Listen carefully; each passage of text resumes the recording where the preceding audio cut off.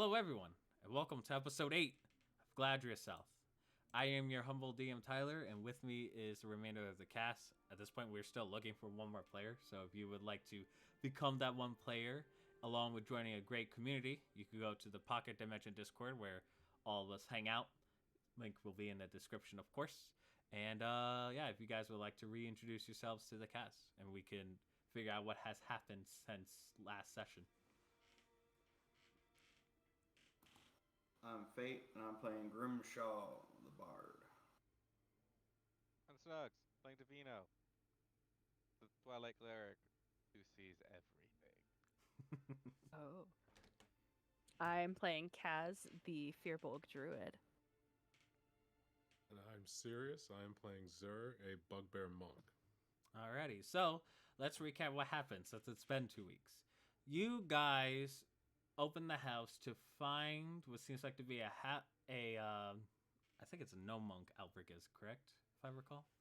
I have my notes here. I should be looking at them. But regardless, you see this monk fighting off against what seems like to be some dark paladins of some sort. You guys fought alongside with this monk. You were able to defeat them through harsh combat, almost basically killing Kaz in the process. You guys try to recognize what symbol they're from. You know they were occultish, but you don't know for what specifically. All you do know is that they could either be working with the cult or what have you. You guys then took a rest. Zergi catched up with Albrecht as far as what his going on is about, and he's trying to find a temple within the forest. For whatever reason, you aren't too sure, but you guys then explored throughout the remainder of the session and avoided a blight encounter. Alongside, you are able to find an archdruid by the name of Media, and through her conversation and through some augury, divination, and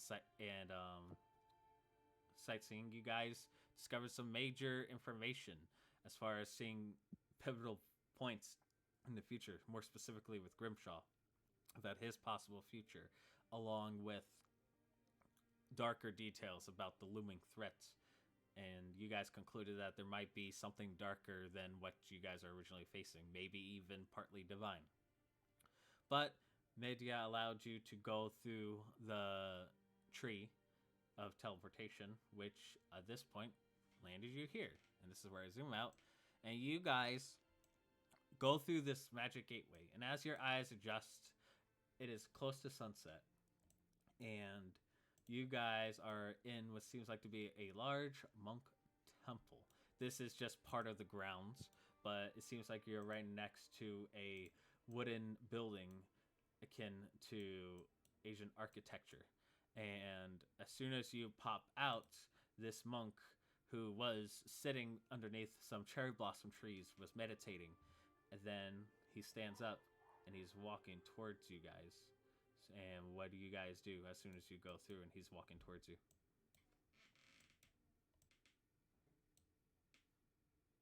Kaz is just kind of standing there. Yeah. She doesn't really know what to do. He goes over here and he says, it must be some visitors. Oh, Master Albrecht, you have returned to the temple. And Albrecht says, yes, I appreciate the welcome back, my people. Is the Grand Master still here? Ah, yes, the Grand Master is still very much here, along with Eridan, of course. And you kind of get, sir, you see like that, like a distasteful look upon your master. You know that Eridan is his rival, and as far as you know, he's elvish. But that's really all that you know. He doesn't really like to talk about it much. For what reason, you aren't too sure. But you get the sense of that as you see this distasteful look. And Alfred continues, says, well, very well. Just let the Grandmaster know that I am here. I'll see what's the reason why he has called upon me. He goes, very well. In that case, the quarters are... And at this point, this monk looks towards all of you. He says, are these individuals with... Albert says, yes, they're with me. They're with me. And then he kind of... This monk goes over to you, so he says, are you a pupil of Master Albrecht? I used to be. Used to. He goes, very well. I'll let the Grand Master know of your arrival. In the meantime, you are welcome to stay here.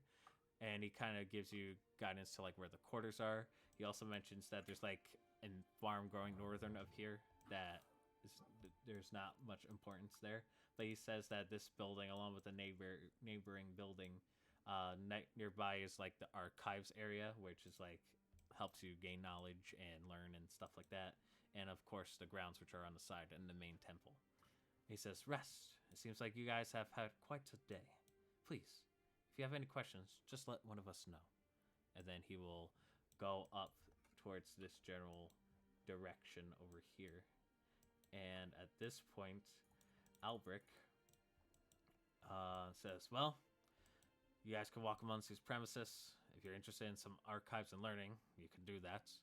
But otherwise, it's not really too crazy over here. It's not really much to do other than to read scrolls and tomes and get into occasional fights. But you are welcome to stay here. I'm going to go to my quarters. If you need anything, I'll be over there. And then he kind of goes towards the same direction as that monk did. And you guys are free to explore. And at this point, I shall show you guys the compound map. Boom. So, quick thing. This is just what these pagoda towers are supposed to be a bit more further back, but I did it so that I could fit wording here. But needless to say, based on what the monk said, this whole area is for gardens, excuse me. Each of these towers are pagoda towers, which double as like monk areas that train in each different version of the fists. So like one's for astral, one's for open hand, etc., etc. The archives are these two buildings.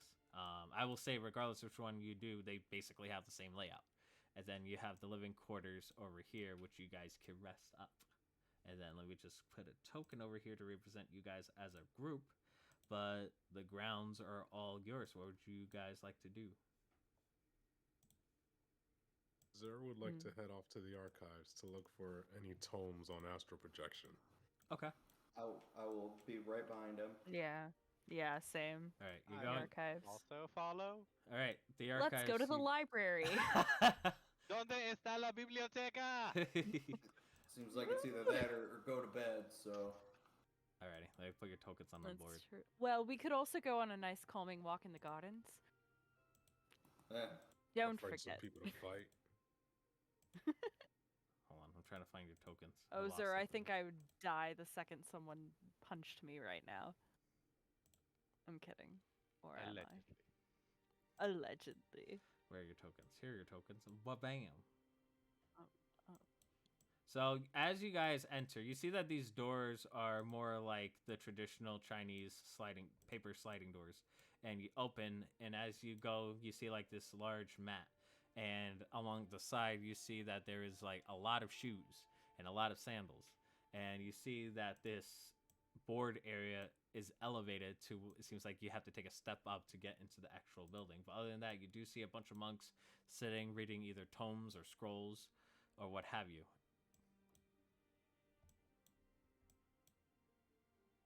Any of them smoking? Yes, you do see this one over here smoking a pipe. Zer will head over to that one. Okay.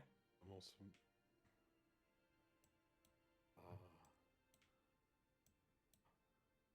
See him smoke. Good morning.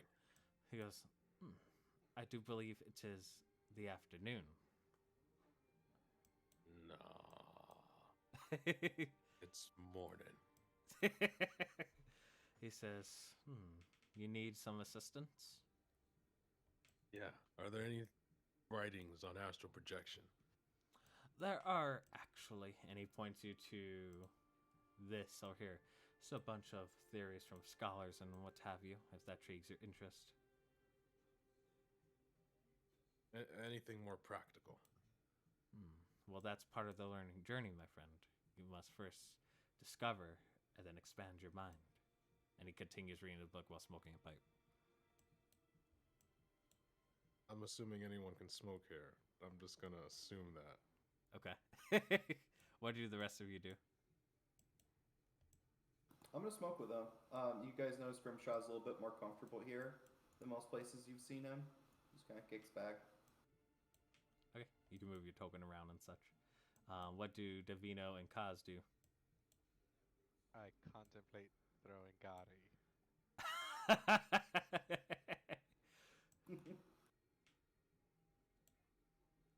Actually, I'm gonna talk to one of these monks. Okay. I think you're gonna say actually I throw Gotti. Actually, yeah, yay! Uh, I'm gonna walk over to this dude and be like, "Hey, mind if I ask you a question?" he's reading a scroll and he's like 1 moment, I'm making sure to remember where I left off, and then he closes the scroll and says yes. Well, I just had a question. It seems like you guys might study in peculiarities, and well, I'm a bit of a peculiarity. I was wondering if you had any books on amethyst dragons, dragonborn. We do. There is a whole shelf of history of your kind, both dragonborn and dragonkin alike, right over here, and he points to this section over here. Sick. I'm gonna get studying. Alrighty. He unravels the scroll and continues reading. Cass, what are you doing? So Kaz had to go help her cat that was vomiting, Ugh. but Hopefully they're fine. well, I guess instead, yeah, it's just a hairball. Oof. She's not gonna bother anyone, but she is going to walk among the stacks and look for books that look like they might have information about like demonic anything, like symbols or anything like that. Sure. Or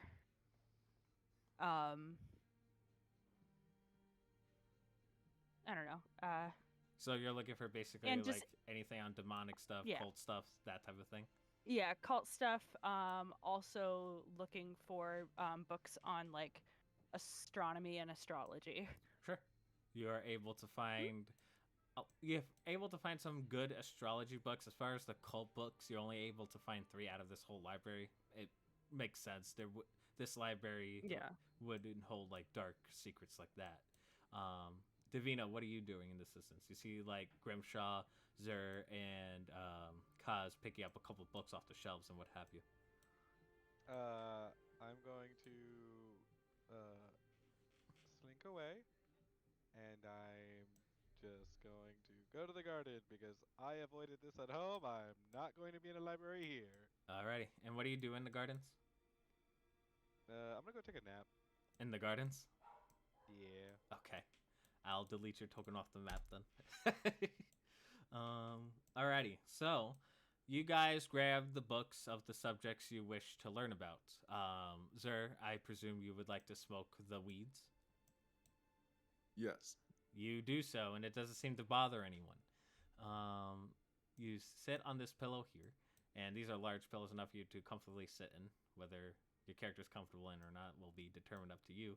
But That's the first time he's ever felt comfort. Oh, he's gonna sink into this.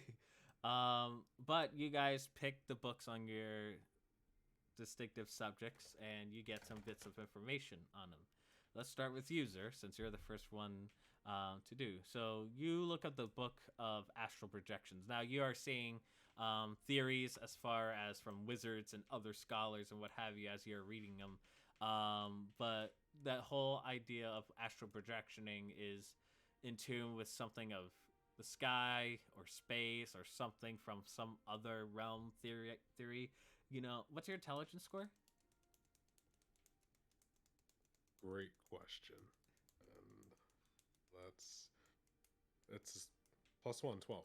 Yeah, so you are getting like these things where it's like, okay, this seems to be strange, but these are coming from wizards, so who knows whether they're right or wrong. But the main concept you do know is that there is a spell that only high-level casters can do, that being the astral projection spell. Only powerful casters are able to cast it, and when they do cast it, according to some first-hand accounts, they either see weird, strange creatures go into far-off realms or other strange phenomenons. However, the actual usage of the spell is very rare and far between because there are not much powerful wizards in the world. So based off of your intelligence score, what you've gathered, you know that there is maybe something involved with the astral projection and as far as relating it to your monk abilities, you get the feeling that your monk abilities and prowess might be something astral related. I can't even decide if that was even helpful to Zer or not. I'm assuming that's not the only tome. I'm assuming there's just more. I'm gonna pull out one more and see if there's anything useful that was written by a monk, and if not, I'm gonna head to one of those training towers. Yeah, so you are able to grab another one from a monk's perspective, and with the monk's perspective, you get the feeling that through extreme meditation and focused meditation that they are actually able to do their meditative state that'll actually project them to this astral plane, which you've read from the previous tome and scrolls and what have you.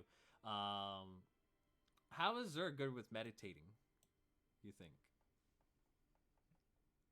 I mean, when he's not sober, he's pretty great at it. But you get the feeling that for Zer, he's like, okay, maybe if I smoke like very powerful weed or some magical weed and be in a meditative state, maybe that's how I could connect to the astral plane in some way. That's what you, Zer, you think about. All right. I will begin the process immediately. All right. Let's go to Grimshaw. So, what information are you looking for specifically, Grimshaw, about Dragonborn, dragons, and what have you? Origins and stuff, like where the clan would be now. He kind of like lost his clan and was kind of ousted, never to return. So he kind of wants to find his way back. Okay. Excuse me, I had to burp. You're reading the origins of your kin. You do know as a Dragonborn that a theory suggests that there were dragon entities that created this entire world in the first place. Not just like the kingdom of Gladria, but the whole world this kingdom is set in. And you do know that as far as dragons, as far as the creatures are concerned, that they are scattered about and what have you. Most are young dragons, very few adults, and through reading, you know that there are at least one of each ancient type of dragon. Other than that, as far as dragon clans are concerned, you know the secret history of your clans because dependent on, you know, the majority of the Dragonborn there's a certain perspective. For instance, if there's a lot of chromatic Dragonborns, a lot of people would assume that they are naturally bad, even though they could have some metallics and gem Dragonborns in it.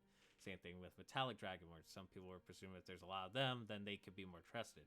For the gem Dragonborn, which is what you are, it's an unsureness of things. They're in this weird in-between group, and it's really their attitude that dictates it.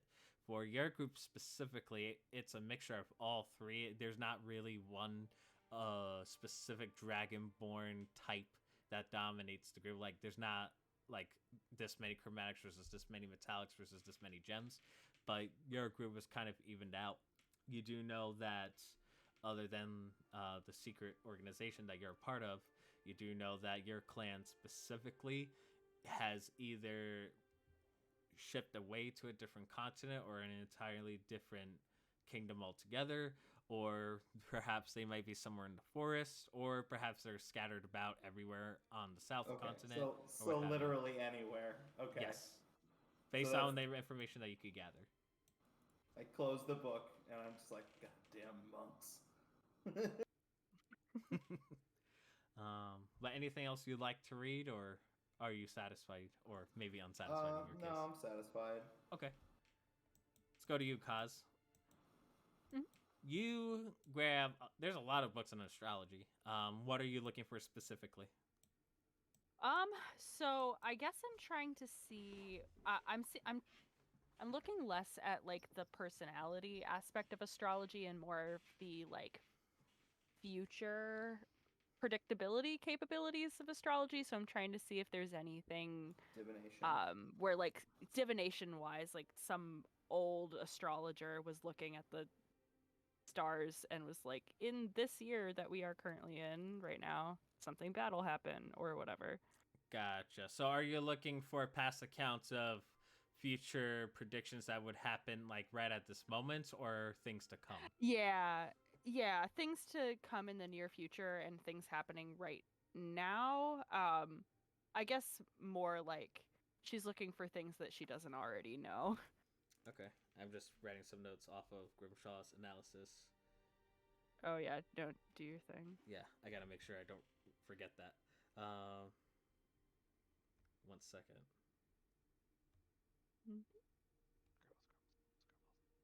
Scribble, scribble, scribbles. Scribble, scribble. All right, let's. All right, I wrote it down.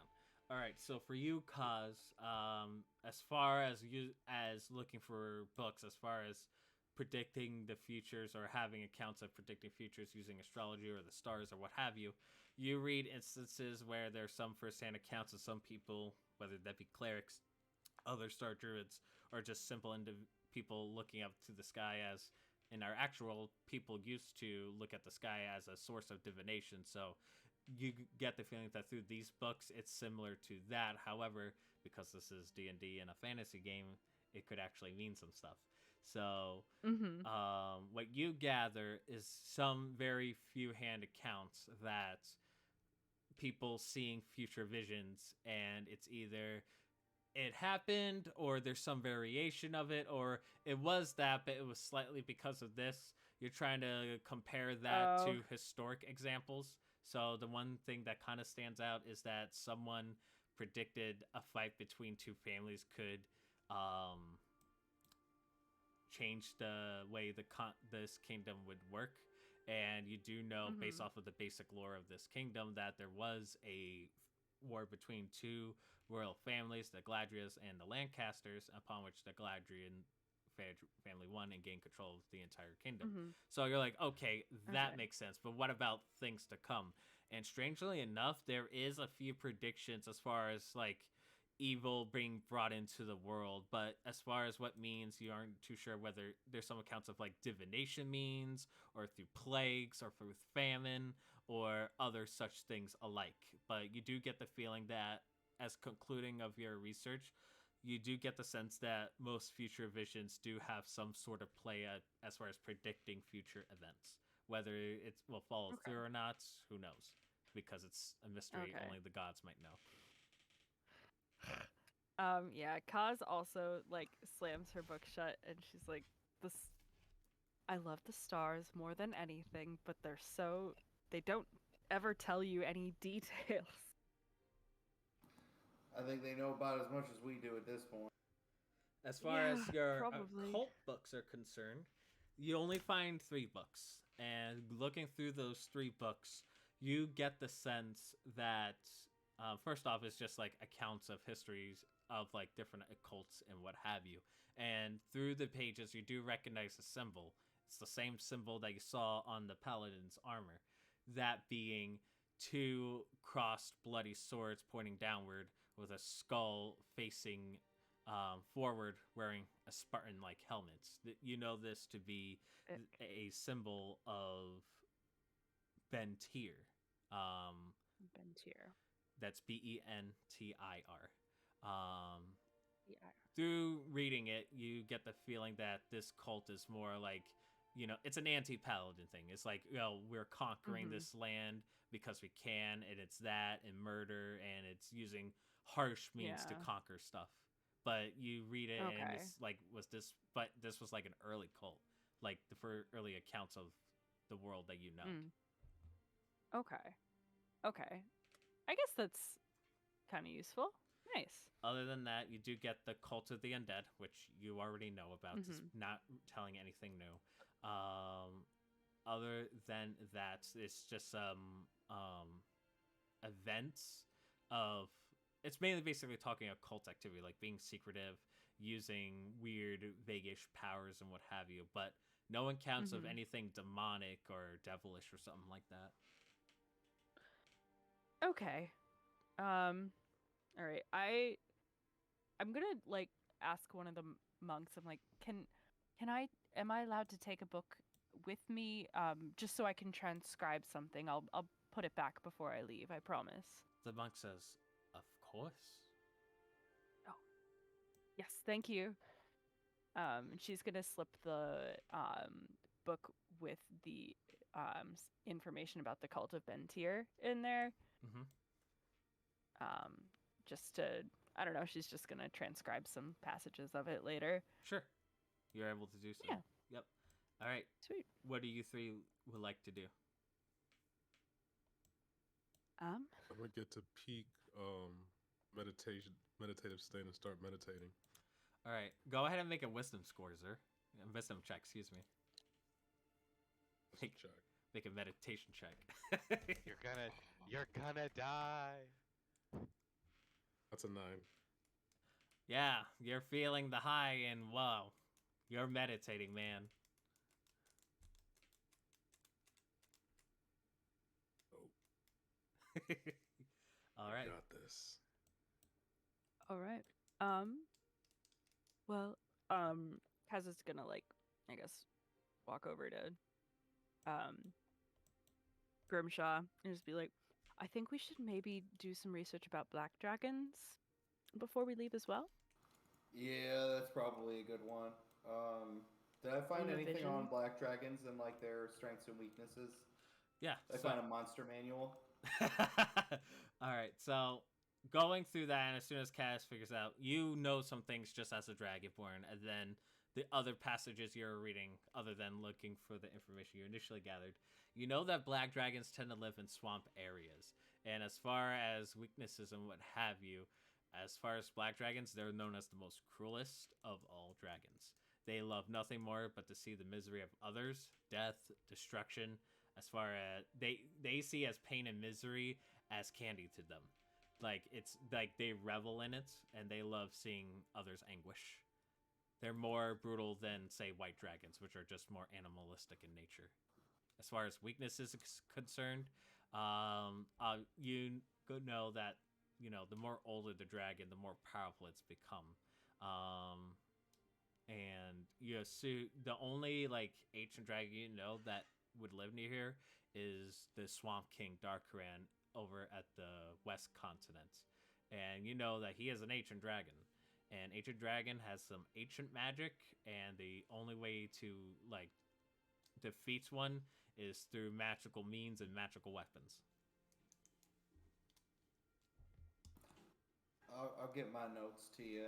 I'm cooking something up. I'm thinking we might have something we could do here, but we're gonna need to, one, get some help, and two, not be on this continent.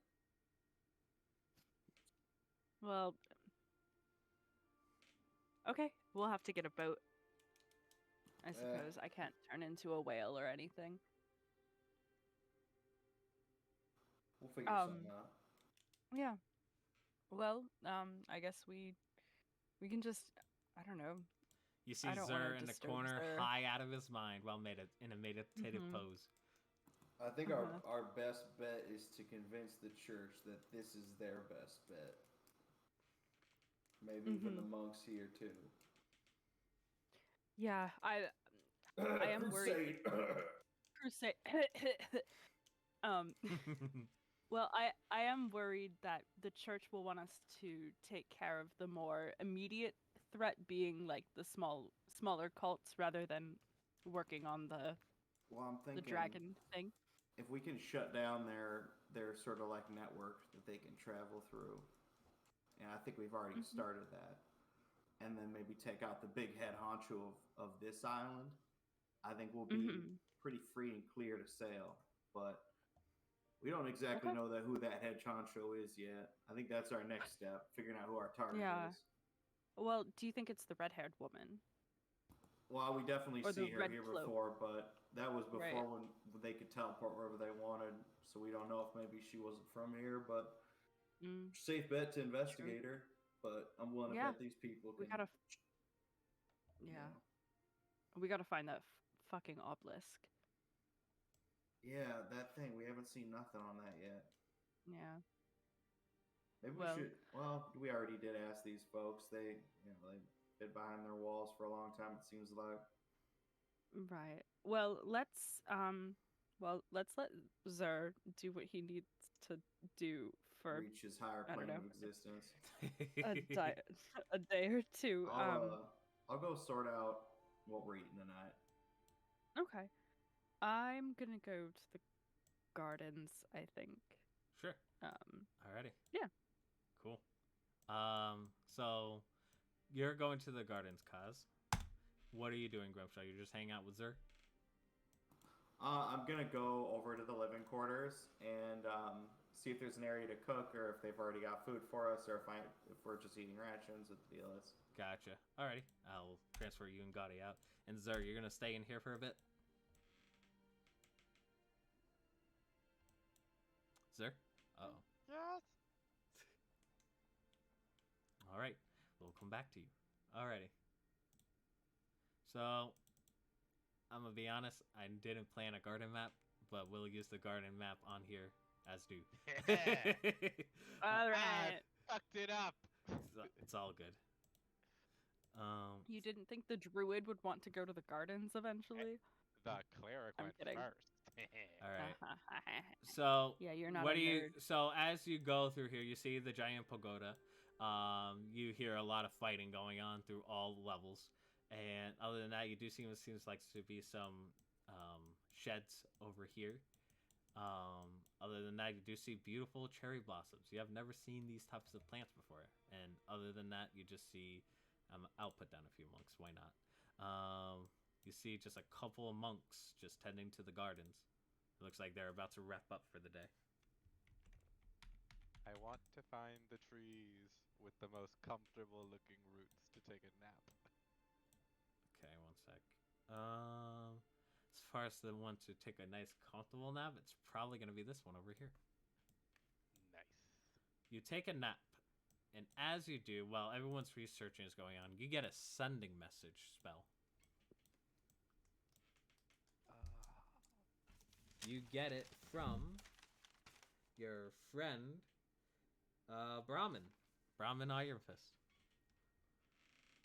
He says, "Hey man, it's Brahmin. Don't know what's going on with you, but I hope you're doing it right. The guard is very much on edge, as you could imagine. But they're still trying to find those damn cultists. Not much luck. Hope you're doing fine. You can respond to this." And then he just cuts out before he could finish. I'm good. Shit's really fucked. Lots of different cults apparently. I was about to take a nap, but you kind of interrupted it. Alright, and that's it. And that's my 25 words. Yep. And then you get one. He says, "Oh, sorry, man. Enjoy your nap." Alrighty. So you're taking a nap for a solid hour, about the time like they are, while everyone else is researching. At this point, Kaz, you show up, and you see that at this point the sun is just about to set, and you are looking. You know that Divino's in here somewhere, but you are in the gardens now. You see the farmers putting away their tools and such and being ready to head out for the day. Okay. So Kaz is actually just coming out here because she wants to sleep in the trees for the night. So she's trying to find like a good place to see like the most of the sky possible. Gotcha. Other than this giant big ass pagoda building, the tallest tree amongst this cluster would probably be this one. Sweet. All right. She was just trying to find which one she should go to later. Gotcha. It would be But this it's one like probably it's like probably dinner time, so she's gonna like walk around and try and find Divino. Yep, you see Divino Food. sleeping underneath a cherry blossom tree. Oh, Kaz gets huge. Enraged. Enraged. Kaz casts Enlarge on herself. No, I guess she's just gonna come over and like, I don't know, shake his foot a little bit. Be like, hey, Davina, we should probably eat something. Hello? Hello. She like lightly kicks his foot too. Just Oh my god, I don't up. actually sleep. I thought you all knew this. Oh, in my defense, you're like the first elf I've spoken to for more than 5 seconds. Nah, So- we kind of like just trans. Yeah. Okay. Well, do you It's want to funny how stop people, like- transiting? It's funny how like people actually believe we could sleep. Like they're like, oh no, like you're gonna take a nap, and I'm like, definitely. And then they just kind of leave you alone. But Okay. you said something Well, about food. Food. I think Grimshaw was trying to find somewhere to eat and find where we should sleep for the night. So we should probably go eat something because it seems like everything's fucked and we should probably leave when we can here. Oh yeah, like my friend was like sending me a sending spell. He's like, oh my god, everybody's like super worried about the cult. Everything's like super fucked. I'm like, I know, we kind of told everybody. Hey, everything's more fucked out here. Right? It's like, I feel like they're on chapter 1 and we're like on chapter 7. Mm-hmm. So I don't like Catch up. books. Everyone Oh. reads at a different pace. I see Well, what you did that's the there. fun part, I guess. Well, I'm gonna go find food. You can keep sleeping here or not, but if you want to sleep in a tree, the best one's over there. I will go get food as well, because I actually Yay. eat. Alrighty. Whee! That's good that you eat. Is there Okay. anything else you can't do, like dream? Wee. Oh, my I apologies. got I a thought you were bug done. My report. apologies. Albert. Oh, I got a bug report. Me too. Submit bug report. Submit bug report. Refresh page. That's weird. Alrighty. There we Well, go. like I don't dream. I'm more Oh, like your token's gone. Here you go. What? Davina's token's gone Kind- too. There we go. plot twist. There you go. I brought your Oh Oh tokens my back. god, huge. It's fine. We're good. Okay. I go Alright. into a rage. I cast and lodge. Anyway. Okay, so I don't actually know which one of these Grimshaw went into. So we're just gonna go in Okay. this one and hope. All right. You Hope ask. for the best. You ask her a bunch of monks around about a purple dragonborn, and they lead you to one of the housing living quarters nearby here. At this point, we transition to the living quarters. So, Grimshaw, you're the first one there. Well, let me do this first to kind of get into the scene. So, you and Gotti appear. Again, same layout. Bunch of shoes, mats, step lead to a level. You see that there's a bunch of tables. There's no chairs though. There's just a lot of comfortable pillows, and that there are beds all around here. And other than that, you do see what seems like to be 3 in the style of like Japanese ovens and what have you. It seems like everything is like cooked on table in comparison. And there's the aroma of smelled teas and fish cling to the air, along with you see some rice. You see monks talking to one another about their day, and as soon as you step up here, they all kind of look at you for a second, and then they go back to tending to their own conversations.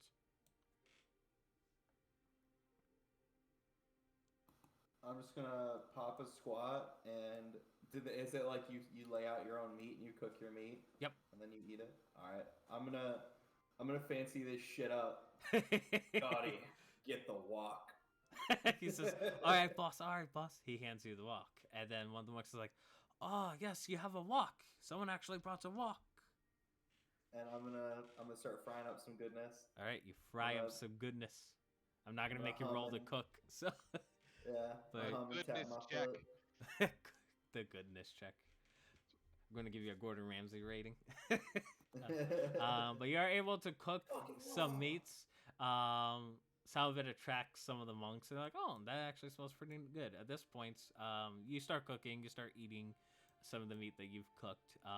The monks will not, like, obviously, bungeon or what have you. They tend to they don't really like ask for gifts. That's not their motif. They rather accept gifts and what have you than anything I mean, else. rather than eat, I'm probably just gonna. My character doesn't really eat that much. He's probably gonna feed Gaudi his bowl and then keep cooking and just give the food to people as they come up to him, All right. like the monks and shit, and just gonna give them a step up meal. All right. They very much appreciate the meal. And we'll say this goes about for a good 30 minutes or so. At this point, the smell of aroma catches your attention, Kaz and Divino. And you just see Grimshaw cooking up a bunch of meat and just cooking up everything in the wok, and the monks seem to appreciate his cooking.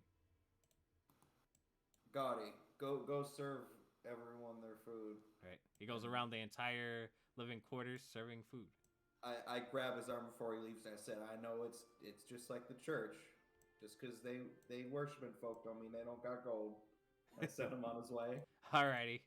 We'll see how that goes. Whoop. Alrighty. So, Kaz and Divino, you see Grimshaw cooking, sending Gaudi over, and you pop a squat and sit down. The smell of teas and good cooking meats are in the air. Where's her? Meditating, presumably, still? Reading? I don't know. I kind of left before you all like did stuff. Dude just gets real quiet, wakes up stronger than the last day. I Was that easy? suppose. Yeah.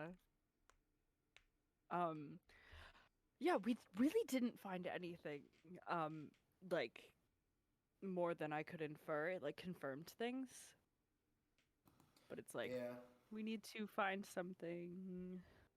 I think the only way we're gonna find hard leads is by striking at the heart of them. We need to Yeah.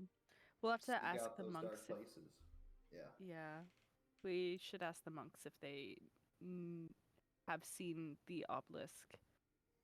Didn't we ask one of them already? We should ask all of them. Yeah. Take a survey. Have you seen weird Alright. shit lately? You saying this to like a... Oh, my apologies. Go continue. Oh no, I Oh, was just no. talking to Kaz. I wasn't really gonna do anything. Oh, I go was ahead. Actually, just I'm like- gonna have Gaudi collect rumors. That's gonna be a new job of Gaudi's. I'm gonna train him how to like get information out of people by asking leading questions. Alrighty. He comes back, only 3 gold come back. He says, sorry, boss, most of them don't have a lot of coin. Yeah, keep it for your next job. Oh. I need you to get information. Alright, boss. Alright, boss. He pockets the coin. You got 3 gold to his inventory now. I don't track his gold and stuff because I assume he spends that on Gaudi related things, which who knows what the fuck that is. Alrighty. At this point, after some time has passed, Zur comes back, sober up from his meditative experience. And the smell of good food is in the air, Zur. It ain't chicken, but it ain't red meat. Oh, what a steak. I don't think I'm ready to eat yet. I'll see you guys later. I'm gonna go to one of those training grounds. Alrighty. Alright. Alrighty. Okay. Cool. Alright. What do the 3 of you do? I'm gonna wrap Zur a bowl. I'm gonna wrap Zur up Eating. a bowl. Alrighty. You do Save so. something for later. Alright. You do so. I'm gonna eat the Oh, bare actually, minimums. yeah. Kaz is actually gonna pull out some vegetables from her bag and cook them on the stove because it seems that only meat had been made. Alright. Gotcha. I kind of assumed it like That's it. wok is like all together. So if you didn't want non-contaminated food, yeah. Oops. Yeah, no thanks. Divino, with It's your okay. passive perception of a 22, you hear, like, you eavesdrop on a conversation with your elven ears, picking up a little bit more of your surroundings, and you hear a conversation between the monks saying about hearing rumors that the Grandmaster is dying, and maybe that's why Albrick showed up, or what have you. And you kind of hear this like conversation like nearby through whispers, but because you have a passive perception of a 22, you hear bits in conversation of that. Oh my god. They're saying the Grandmaster might be dying. Really? Shit. What of? I want. Yeah. Can you? I don't know. 1 second. And I try and hear more. Alrighty. You try to hear more? Make a perception check at this point. Can I have Gotti maybe helping him? And how does he help him? I was thinking also like eavesdropping as well. Like I imagine kind of it's the two of them like Scooby-Doo style leaning over a corner. Sure. With their ears extended. Sure. Go ahead and make a perception Body check with stacked over Divino. Yeah, exactly. Because at this point he's just waiting for Divino to throw him. Cool. Go ahead and make a perception check with advantage then. Guidance. Sure. I'll allow it. Got it. A natural 20 on the first roll. Hey. Oh shit, bro! So yeah, you hear this entire conversation. The gist of the I am hovering over them. Wait, I want to know. Wait, I want to get the total. Because it's 20 plus 7 regardless. plus 4. So 31. Alrighty. So you hear the entire conversation. The whole gist of it is that there's rumors that the Grandmaster is dying from some sort of illness or sickness. He is like over 100 years old, so it does make sense. But some of them think that's the reason why Albrecht showed up. You get the feeling that Albrecht is kind of like an outcast here, as far as like this monk temple. Other than that, you do get the sense that they respect Eridan, who, from based on the description, is a wood elf monk. But you get the feeling that the Grandmaster's pupils were Albrecht and Eridan, so that's probably why. And there's rumors that they might do one-on-one combat tomorrow to see who would take the Grandmaster's place for this temple. Fight to the death. Oh my god, I so want to see that. Zer, I relate. let's go to the Pagoda Temple. I do not have it set up, unfortunately, but we'll do this. You go to your nearest one, and you guys are right here, and then I will just delete these tokens off. So you go through the main gates, and you get the feeling that not only does this double as like a class thing as far as teach us things, but it's also like a ranking system type of deal, and between monks. But since you are mentioning that you're Albrecht's, what was Albrecht's pupil, even so, despite like whatever backlash that you might hear rumors from while I'm walking amongst the grounds as I'm trying to find your damn token, nonetheless they allow you in. So there are 1, 2, 3, 4, 5 levels. So go ahead and I will allow you to either make a strength check or wisdom score. We're going to do 5 rounds of d20 checks. So we'll say you as a monk can use either strength because you're a bugbear, wisdom because you're a monk, dex because you're naturally fast. So you can use either 3 of those stats. And we'll go through 5 rounds, and basically you got to beat my check of an average monk. And obviously you're going to face different types of monks and what have you, so let there be combat. Go ahead and decide which check you want to make for your first level, quote unquote. Dex check. All right, so I'll make a dex check on my part too. All right, go ahead and make your dex check. 14. Dang it. It's fine. They rolled a 13. So you advance. You basically beat someone of the open hand, the most basic of monk ways. And you know their tricks very well thanks to Albrecht teaching you that these are basic. That's like a basic monk. So you're able to exploit that and use it to your advantage. And you having natural reach as a bugbear assists you in that. You go to the second level. Which other strength would you like to try next? Wisdom. Alrighty. Oh, that's not in the tray. Alright, go ahead and make your check.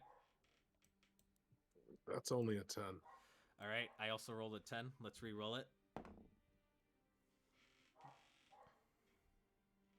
That's an 11. I rolled a 7. So, Jeez. you are... I'm rolling like dog shit. I'm getting my low rolls now out of the way. This person is the way of the 4 elements. Again, it's a similar thing to the open hand, but you know you have to dodge projectiles and what have you, and flame cones. However, with your astral self having extra arms and reach, assists you in exploiting the wisdom of like these techniques. You're able to move on to the third level. So this would be considered strength. So let's make a strength contest here. 14. All right, I rolled a 10. So you are facing off against what seems like to be a way of the drunkard fist, weirdly enough. Somehow they allow this type of monk. So you see him drink like a whole pitcher full of ale, and you see that he's quickly moving and what have you, but you can use that to your advantage and use your raw power to just outpower him. Now you get to the fourth level. At this point, the skills are reset, so you can choose either 3. Dex again. Dex again, already. The stats are a little bit higher since you're at a higher level at this point. I rolled a 17. Alrighty, I rolled a 14. So this monk is the Way of the Shadow. So you see that he is using a combination of magic in comparison to the other levels. This is catching you a bit off guard. However, you're able to figure out the magic, outmaneuver him, and just beat him to the ground. And at this point, you come to the final level, the final boss, and you come to realize that this one seems to be one of Eridan's people, a Way of the Kensai monk. You know, based on Albric's description, that it is a bastard child of the Way because it goes everything against the monk.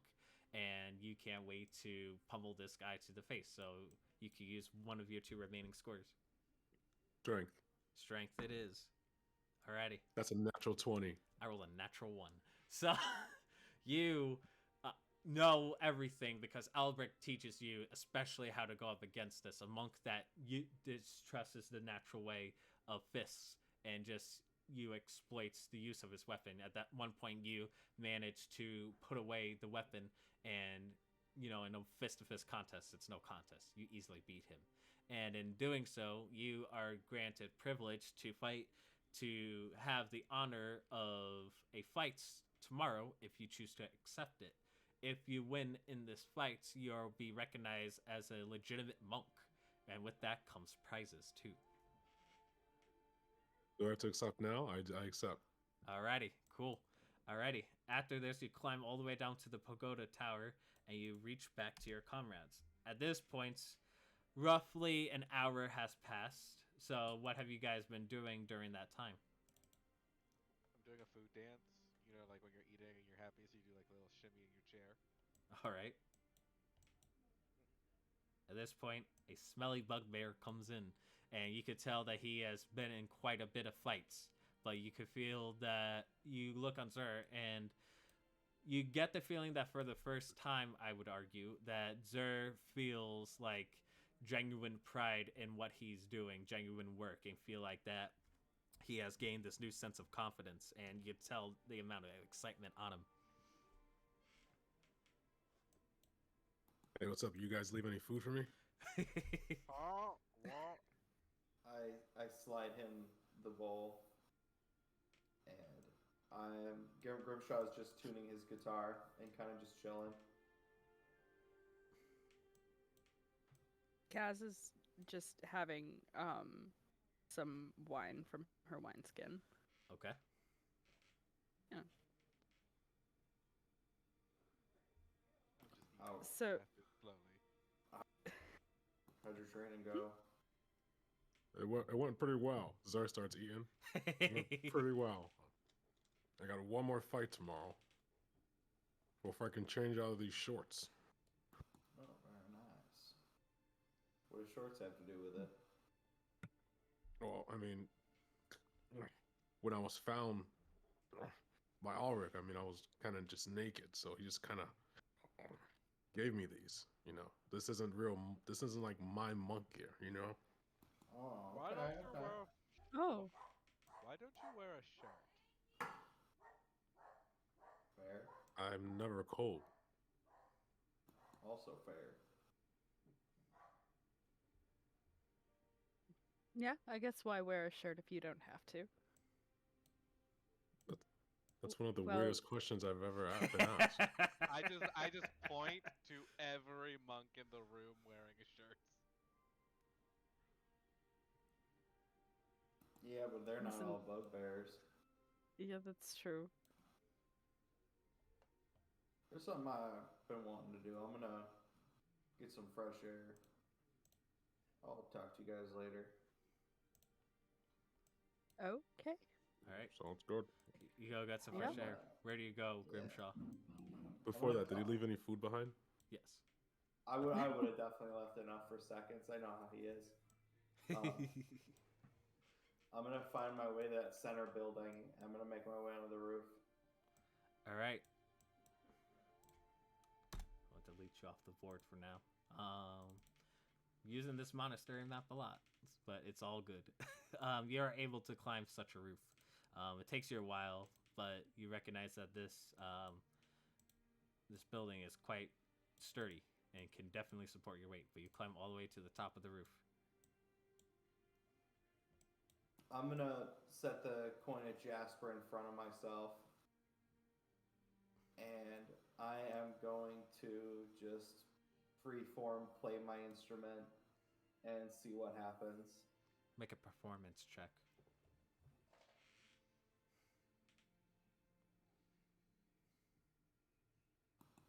That's a 12, but I'm gonna use my bardic inspiration. Okay. 13. 13 total. Yeah, unfortunately. You spring a tune. Is there a specific tune you're trying to play? Almost like how like the shamisen, like is like a plucking instrument. It's very kind of Okay. tunes. At this point, while you do that, I don't have the specific token ready because I didn't expect you to do this. Who would have known D&D people where players do the unexpected? Yes. What token shall I use for this? We don't play by your schedule. We'll use this default bard token for now. I'll make another token for later. But while you're tuning, you hear Japanese flute sounds behind you. You're like, that's weird. And then you look around, and it's just a man sitting down, and that you clearly didn't notice, that you know wasn't here. But now all of a sudden, he is playing this nice, elegant Japanese flute, and he seems to be paying them his own business. As he's playing it, you see the wind is like kind of guiding the music and kind of in rhythm of the tune. I guess we had a similar idea, and I'm gonna try to play in rhythm with him. Go ahead and make a performance check. I'm gonna use my final inspiration or my final bardic. Sure. Might as well.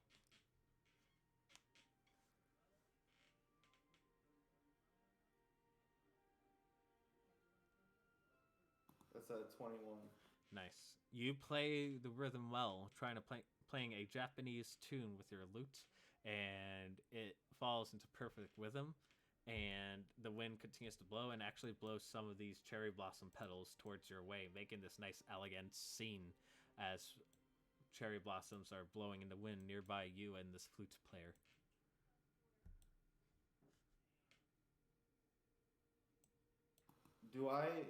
Am I suspicious that this might be Jasper and like he's just fucking with me? Because I fucking know how gods are. So make a religion check. I don't know how gods are based on my religion checks. 14. All right. You get the feeling that this either could be some manifestation of Jasper. You don't know whether he's fucking with you or not, or whether he's just genuinely trying to play with you. As soon as the tune ends and the cherry blossoms vanish, the last breeze of the wind go through your dragonborn ears, and he says, "You play well for a dragonborn." And then you turn around, and this figure is gone, and you get inspiration. Sick. I am just gonna say, kind of like, almost like to no one, what oath would you even ask of me?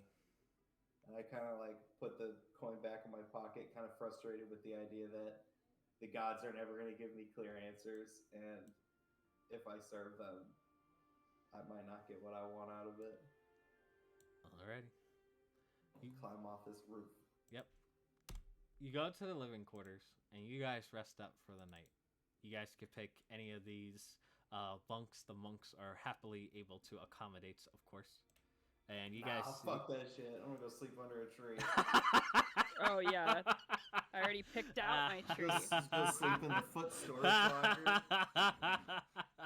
What's that sound? These guys all took a bath. Come on, we outie. Alrighty. Which one would I passively perceive as the most comfortable bed?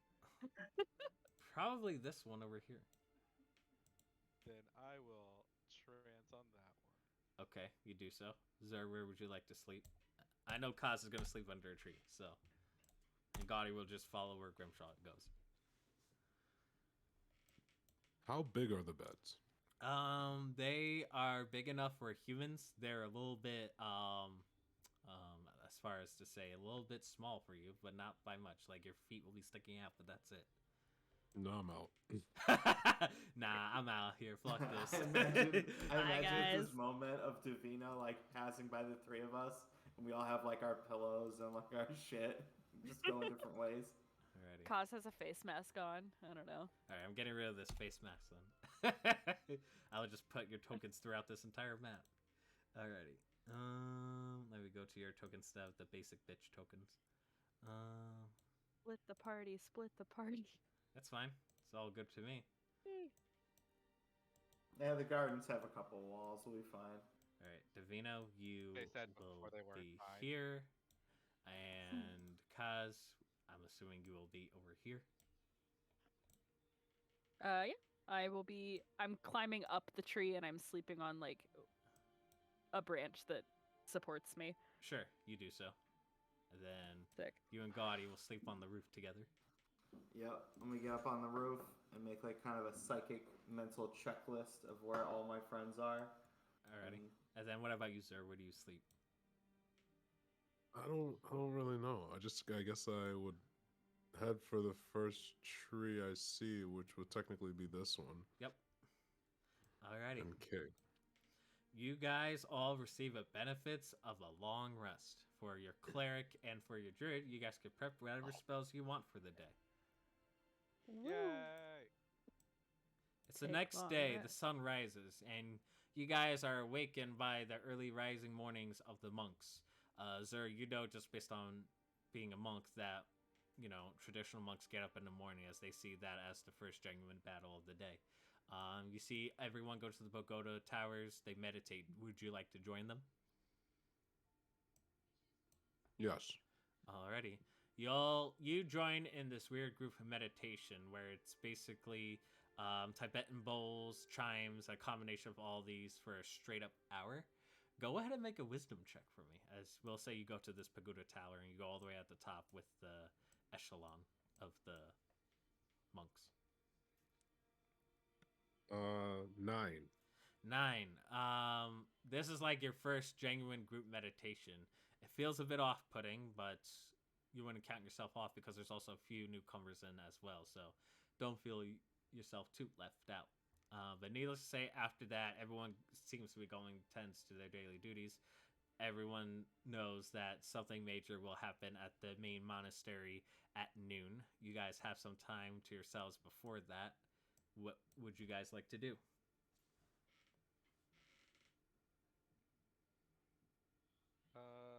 Are we gonna like watch this fight thing happen?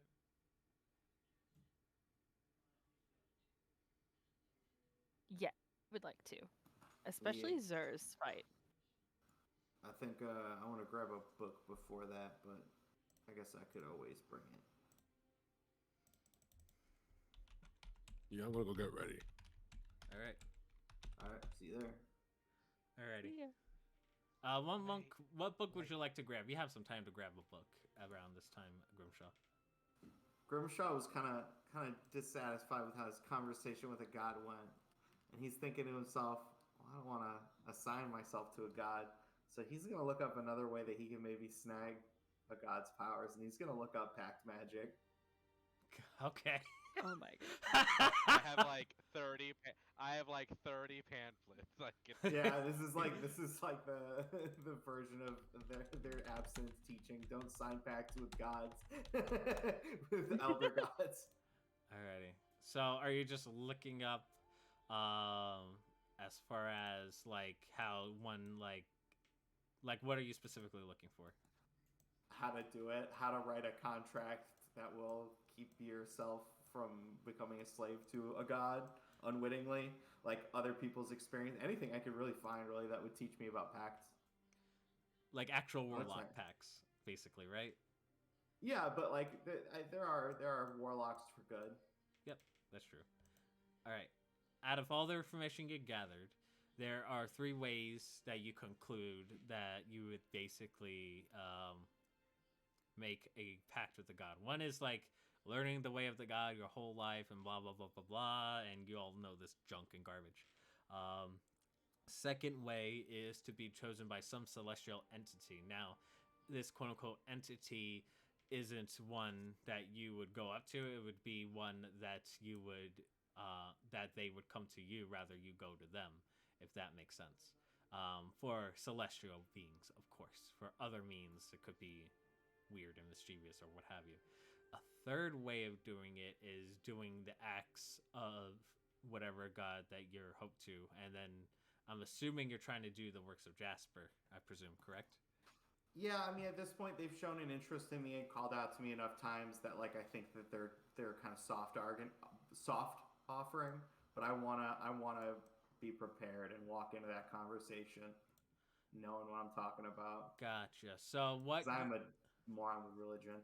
Gotcha. So reading up Jasper, and surprisingly enough, compared to the other gods, they don't let their followers like babble on about how great they are. For Jasper specifically, he is a god upon which, through performance, through the arts, and what have you, and also through trickery, would gain favor from in that perspective, in that realm, in comparison to, say, like Lucian, the god of light, who you must be like a holy good person, what have you. Whereas Jasper, he's kind of like the in-between god, Sometimes he likes to do some tricks, sometimes he likes to put on a good show. But who knows as far as like Jasper's true intentions or what quote unquote alignment he might be a part of. But you could tell he's like probably down the middle of the line, kind of like you are, Grimshaw. I think I already got a sales pitch planned out. I'll have to refine it, but yeah, I'm gonna go watch that fight. Alrighty, let's get to some combat then. Alrighty, so you guys walk into the temple, and I'll place your tokens down in a second. I forgot to put Alberic's token here, but that's okay. Boom, there you go. And then let me make Gaudie's a bit more smaller, because he is one of small stature. You do see, where is Alberic's token? He's around here. Here he is. No, that's the Sensei token, which I already have out. Alrighty. So what you see is, as you guys walk in, big, gigantic wooden doors, but they're already opened, and you see that most of the monks are converging. They're practicing their martial arts and what have you. And in doing, as they are doing so, some of them take notice of User, of course, for basically one-lifing the entire pagoda temple in one setting, which is pretty impressive in the eyes of the monks. But three distinctive figures stand out. Clearly, this is Albrecht. You all know him. You see this, a mixture of a wood elf or a high elf, but definitely wood elf for you, Divino. You see him carrying what seems like to be a short sword on his hip and wearing monk gi, akin to elvish kin. And in the middle, you see this old man. Definitely looks like he's over 100 years old. Definitely the wisest amongst all of them, as he is just having a quarterstaff holding him this whole time, wearing metallic beads and what seems like to be visage of a golden dragon on his left shoulder, with a long beard close towards almost his belly button, very groomed, bald, depicting this image right here with plenty of beads. And he is just, not to say he's in a frail state, because he is a monk, but you could tell, like, at any point, if he fucks up, he could possibly die at any moment. And he is just watching, and as soon as you guys walk in, without looking at you guys, he says, "Now that's everyone here is needed.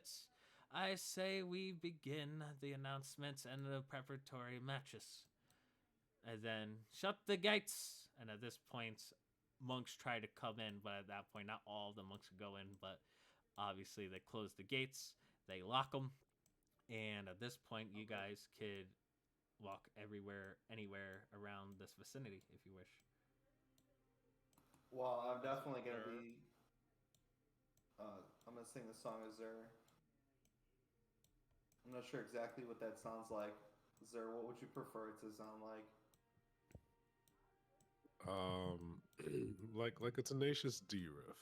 Yeah, 100%. I was Ooh, thinking something yes. with like a little bit of metal vibes. Nice. Alrighty. I'm gonna message her. Do you want some help? I would smack you. Alright. And we'll say this monk. If you threaten me, I'll make it more difficult for you. I was just being a team player. Don't be a That is dick. disrespectful to the hallowed grounds. At this point, sir, you recognize that these are steps that lead down to our lower level, which is wood as everywhere else around. The only difference is that this is like wood that was made to withstand impacts. So he says, now the first order of business. I have heard that a pupil of Albrecht has cleared one of the pagoda towers, in one sitting nonetheless. He is one of 3 that has done so. Him, along with my pupils beside me, and he kind of gestures with his quarterstaff, Albrecht and Eridan. He says, you are the 3rd individual to clear a pagoda tower in one setting. Buckbear, what is your name? As he yells out across the fighting ring. Zer. Sir? Well, I do congratulate you on passing the Pagoda trials. Now comes the true test of a monk. Please take stance against your opponents. And you see this opponent, he is a human monk, and you could tell that he is, in comparison to the other robes of the monk, he is wearing like a half darker, half lighter type of robe, indicating that he is the way of the mercy. He is a way of the mercy monk, which technically are better healing themselves or doing significant damage buffs and what have you. He says, you, along with your opponents here, have proven themselves to be worthy of fighting for the chance to be recognized as a monk. After this match, we shall then go to the main processing order. But let us see what Albrecht has put you through, sir. It is time to prove yourself, to see if you will join the ranks of your fellow brethren. At this point, he bangs the quarterstaff. And for an old man, you thought that he might be like, you'd be one of low strength, but as soon as he slams it hard like he is in his prime, he says, you may begin the contest. At this point, I shall ask you, Zer, to roll for initiative.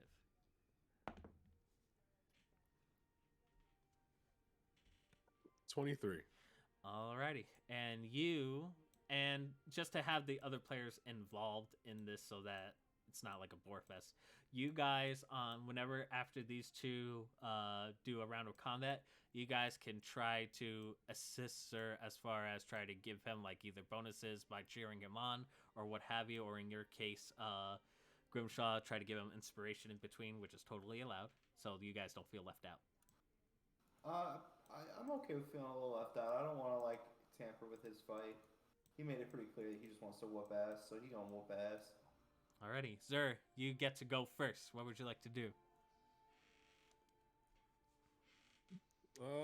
Let's see. Are my Astro Arms are not out already. I am going to do something a little bit different. I'm going to bonus action unleash my Astro Arms, and then I'm going to use my action to dodge. Very wise choice. You pull out your arms, and as you do, your bare arms come out, and you then take a defensive stance, preparing for any attacks. Give me 1 second. My internet's not is acting weirdly. Funnily enough, the stream is fine. We'll just do this. Just make it a quick character. That's all. We'll just do that. Okay. Okay, we're good. I just made up a class thanks to D&D Beyond with a quick created class. Alrighty, cool. We're Gucci now. Alrighty. He shall see your defensive stance, and he will also implement a defensive stance. And as he does so, you kind of indicate what his type of fighting style is. You see that in one hand, it's like all white, closer to himself, as if he's ready to prepare to heal himself.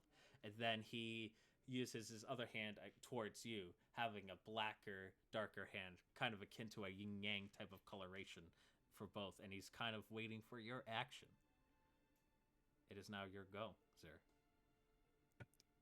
That was whack. Okay, how far am I? Let me see my measuring tool. Each square is legit 5 feet, so. Alright, I got a 15-foot range anyway, so he's just within my range. Fine, if I gotta get it started, I'll get it started. I'm going to attack with my action. Alrighty, and that's within your range, right? Yep, okay. Yep. Cool, alright. As you do so, okay, so go ahead and make your attack roll with disadvantage as he is dodging.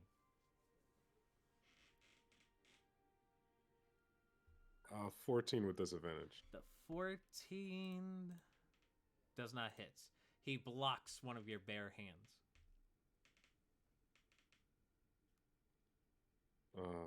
Great. Bonus action, patient defense. Alrighty.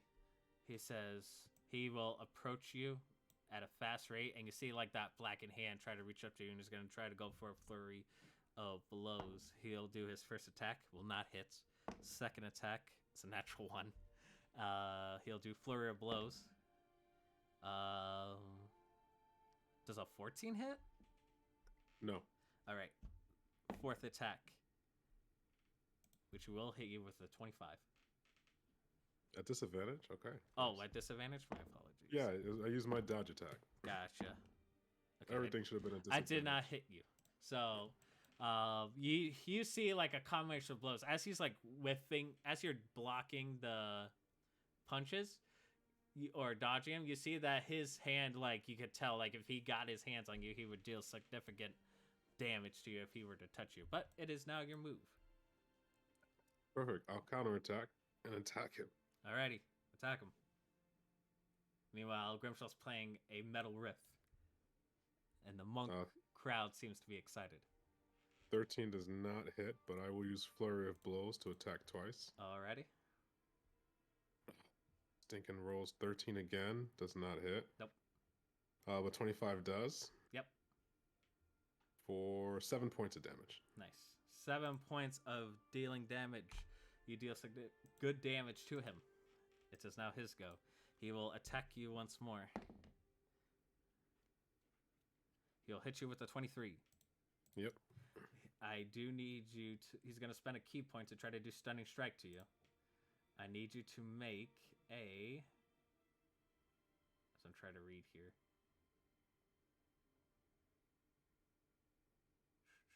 Where's Stunning Strike on D&D Beyond?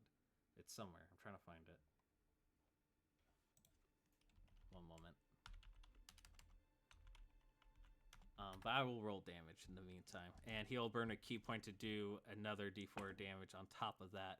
So you will be taking 11 points of damage with the with the Hand of Harm effect. So he's burning more key points than he is. I do need you to make a... Come on. You got this, D&D Beyond. Sorry for the impatient guys. D&D Beyond's acting up for me on my end. I don't know why. Here it is. I need you to make a Constitution saving throw. 21. 21, you succeed. All right, and because of my house rule, he can only attempt that once per turn. So he'll do Flurry of Blows. He doesn't hit with the first one. He rolls a natural 1 on the second one. It's your moves. I will counterattack. All right, attack him. 25 to hit. Yep, For 9 points of damage. you do so. Flurry of Blows. Mm-hmm. 15 doesn't hit, right? It just hits his armor class. And the second one was a 9. No. So the first one was 8 points, so half is 4, I guess. Alrighty. So you see this back for a contest. You see one monk trying to dodge the multi-hands of Zur, while you see through one of the punches of the monk, you see that one single punch significantly damaged Zur. Zur tries to do a bunch of barrage of punches, and some of them hit the monk. It is now the monk's go. A 13 will not hit. That's lower. Flurry of Blows. He natural 20s the last Flurry of Blows. And he'll burn a key to do harm. He'll do the, whatchamacallit. Well, he only has 1 key point left. And he'll add some damage, so that's an extra d4. 1 second, Zur. You're gonna eat a bunch of damage here in a sec.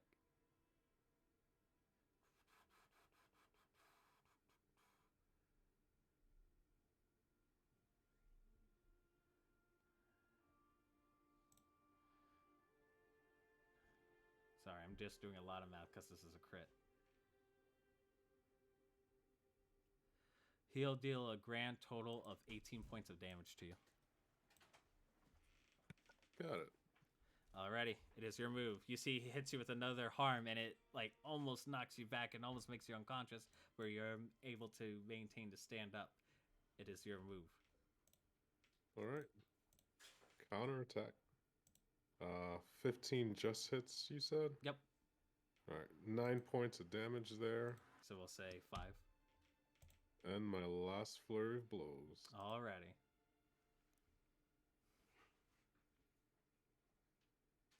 $24 to hit. That definitely hits. Roll your damage. 7 points of damage. Noise. Oh, and a 9 misses. Yeah, you can tell he's on his last legs. How is the bystanders role playing this? As you see this back and forth contest, and you see that the favor might be to Zur after that flurry of attacks.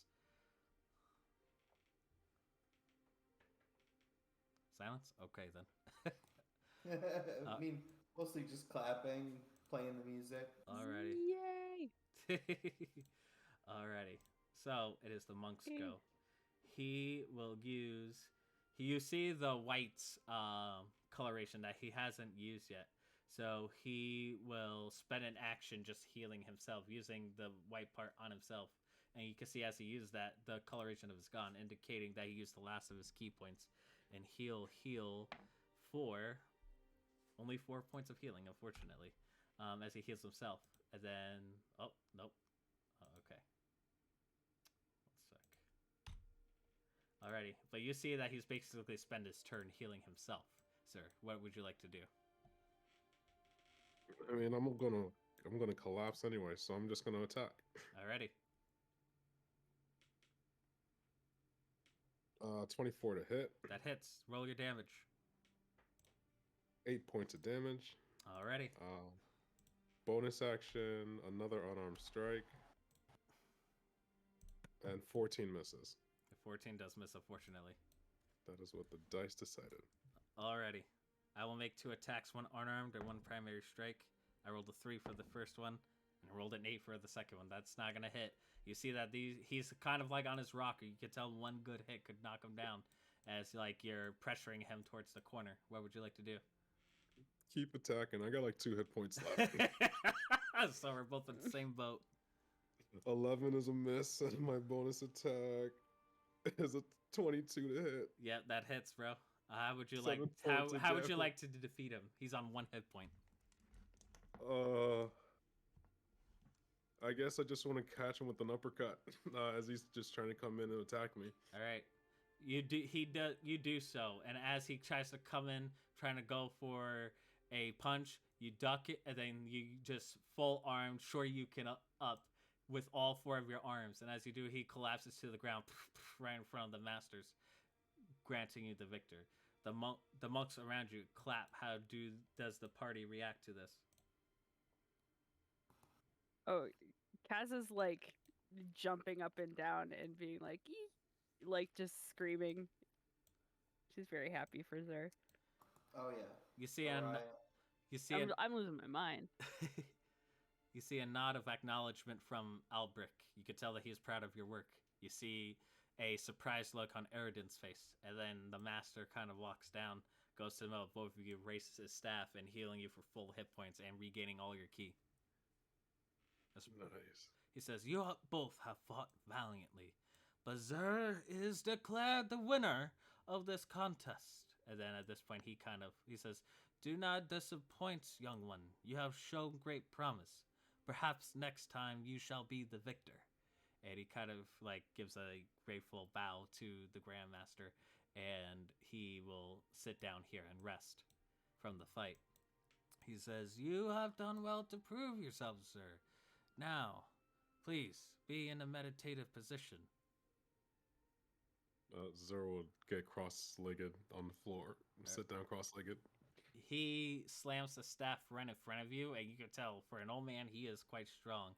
And he says, "Through the powers of the ways of the golden dragon, and through the years and existence of this temple as the Grand Master, I hereby declare you recognized as a monk between this, not only to the kingdom of Gladria, but to the world around and beyond." And you get this sort of blessing from this grand sensei as you gain an inspiration point.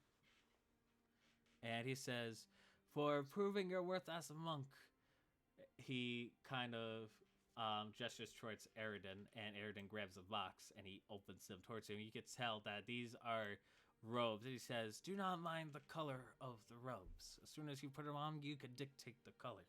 But they will be colors that you will wear forever."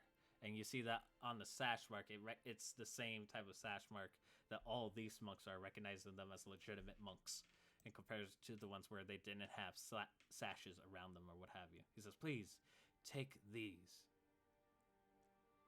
And you also see some monk beads too. Thank you. Can I put them on now? He says, "You may, but I do have to excuse you from the fighting ring for one moment. You could go towards any of the mats here in the meantime." Oh, okay. Thank you. I bow and I just leave. He acknowledges you. And as you leave, you could tell he has like a heavy cough. Excuse me. And as you change into your gear, he gestures towards Eridan. Eridan class and says, "Now the reason why Albric is back.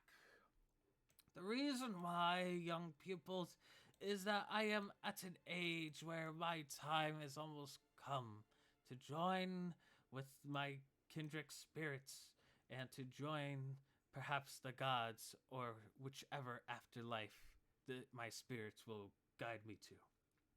In doing so, this temple will be left with no Grandmaster, which is why my 2 pupils are gathered here today.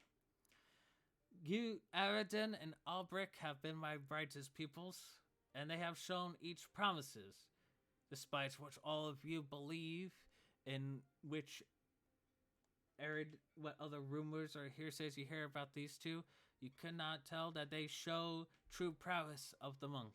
And you guys kind of see like Albric's squinting eye like at Eridan and like a disgusted look, and Eridan the same look back. He says, "These 2 shall do combat until one yields.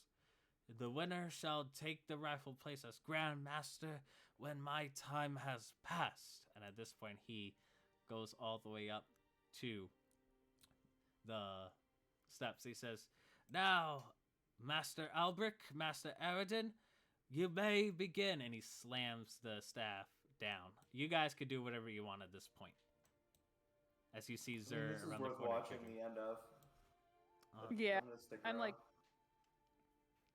I am gonna like give Zur some privacy to put on his new pants, but I am very excited to see what color he chose to wear forever. Alrighty. That's So, fun. as soon as he slams, both of them are like rushed into one another. You know, counter after counter, hit after hit. You know, the elven, the elven monk with a short sword. You know, Divino, that elves are particularly good in short swords, and mixing that with a bit of monk shows how skilled he is with the weapon. And every time he tries to throw a swing, it's like Albrecht is using a size advantage, like dodging, occasionally jumping off the sword. Meanwhile, Albrecht, with being a Sun Soul monk, like uses his monk prowess trying to shoot down on him. But being elven Eridan is, he is fast, dodging, whiffing, dodging kicks, and what have you. Sometimes he's even deflected these blasts. It's like a crazy anime kung fu movie type of vibe, back and forth, clash back and forth for 30 minutes straight. Very few hits are landed between one another. This is definitely an epic fight to see. At this point, Zur, you have changed into your clothes. What does Zur look like now with his garbs? You can tell that they fit him quite well. I mean, it's I guess the best way to explain this. He doesn't have. You ever see Heihachi from Tekken? Hell yeah, brother. I love Tekken. The way he wears his garb, like his art, like he's still like essentially his robe is more like a romper, like a big old like romper, Yep, but I got you, bro. he has his torso just off and the sash is just like tied around to keep it from falling off. Gotcha, man. And it is colored forest green. Nice. And then the sash, I guess, would be gray. Let's do that. Alrighty. Makes sense with the Heihachi haircut. Alright. But you put this on. It fits very well. And with much respect to monks nearby, they nod in acknowledgement, recognizing them as your brothers in a weird way, even though you're completely different races and what have you. I acknowledge them back. And I also have my beads around my neck, yeah. Of course. Alrighty. The fight continues and continues. Davina, with your passive perception over 22, you hear that there's a loud bang. Like these are thick-ass walls and doors. You hear a loud bang coming from outside towards this way. And you think it's passed beyond the doors. I think there's something going on the other side of the door. Do you want me to go check it out? I don't know, they kind of said like no one should come in or out. Like they locked Like, a bunch of people outside. Fuck that shit. I'm gonna go outside. Yeah, I'm not a monk. Alrighty. You go outside. Grimshaw goes outside. Gaudy will follow. He goes, I hope everything's going alright over there, boss. Hopefully nothing bad happens. Zur, do you join them, or do you watch the fight? It would be disrespectful on my first day as a full-fledged monk to miss the fight. I feel like, unfortunately, this is... He's gonna like. We'll scream if we need I will you. watch the fight from this wall here. That's pretty He fair. turns and gives Zur a wave. Like, haha, you have responsibility now. And this is what you see. Oh boy. Right outside the temple, as you open the door, you see a bunch of those paladins fighting off against a bunch of monks, and amongst them, a company of undead approaching your way. And we'll come back after this break. Oh shit. So we'll see what happens Oh, boy. next. So Here we go give again. us 5 minutes, and we'll be right back.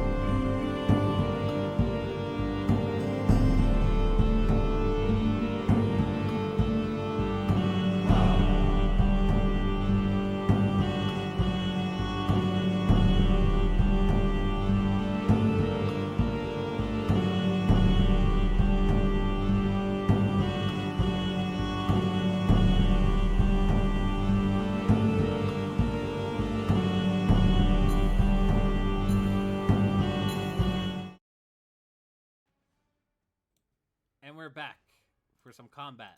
Let me explain as you guys are gingerly opening the door in a way where it doesn't like show you guys attention, and you, sir, don't want to pay too much disrespect for fighting this match, but it's been going on for 30 minutes straight with no sign of the clear-cut winner between your master and Eredin.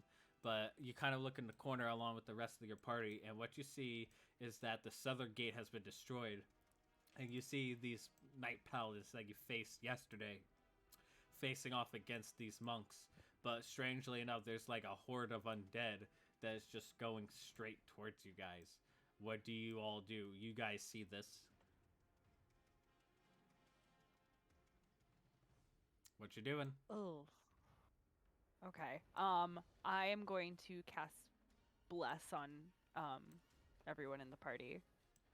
Okay, cool. I think there's actually like a bless So thing on here, I believe. But what is everyone else doing while I look for Probably. that? Oh, there is.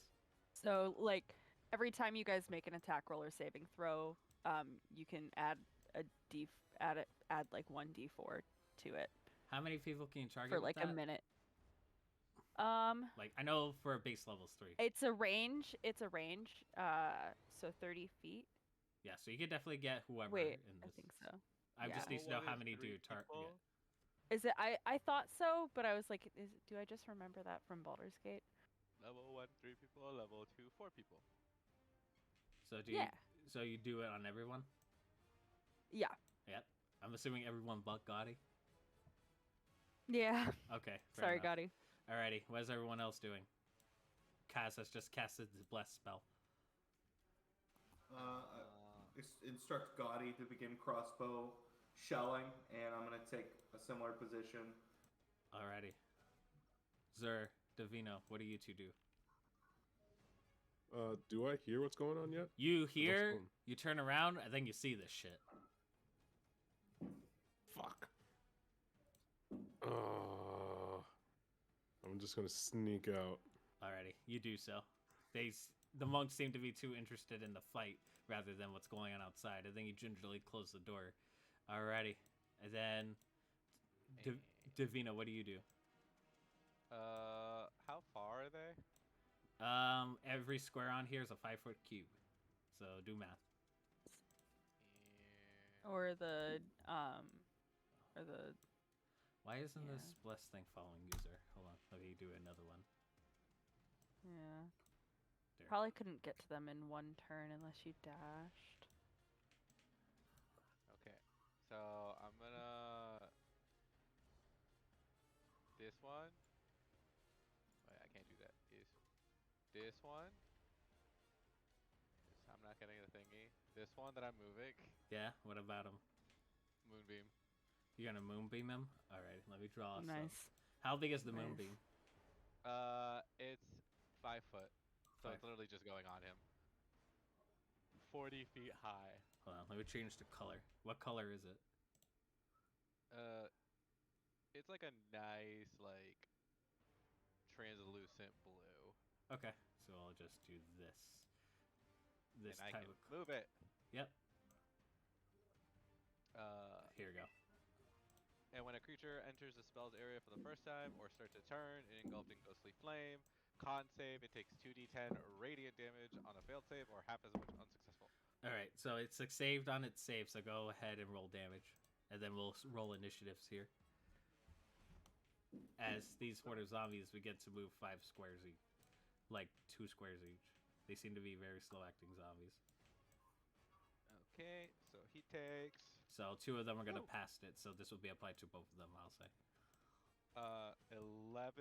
11 radiant damage. Okay. And would I have been able to move? If you want to move, you can. Yeah. I would just want to go like there. Sure. Everyone roll initiative for me, please.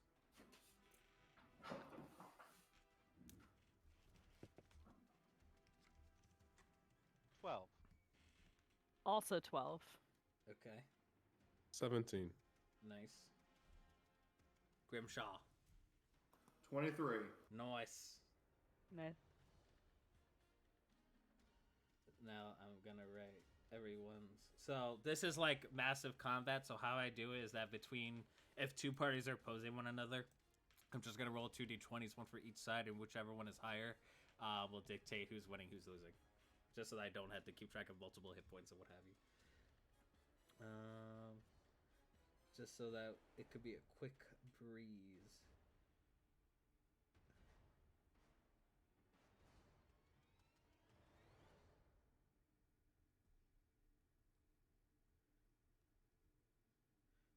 Between Davino and Kos, which one of you two would prefer to go first? You can go first, Davi. All right. Grimshaw, you're first on initiative. You got your crossbow ready in position. You see that these zombies are approaching. Go ahead and give me a perception check first.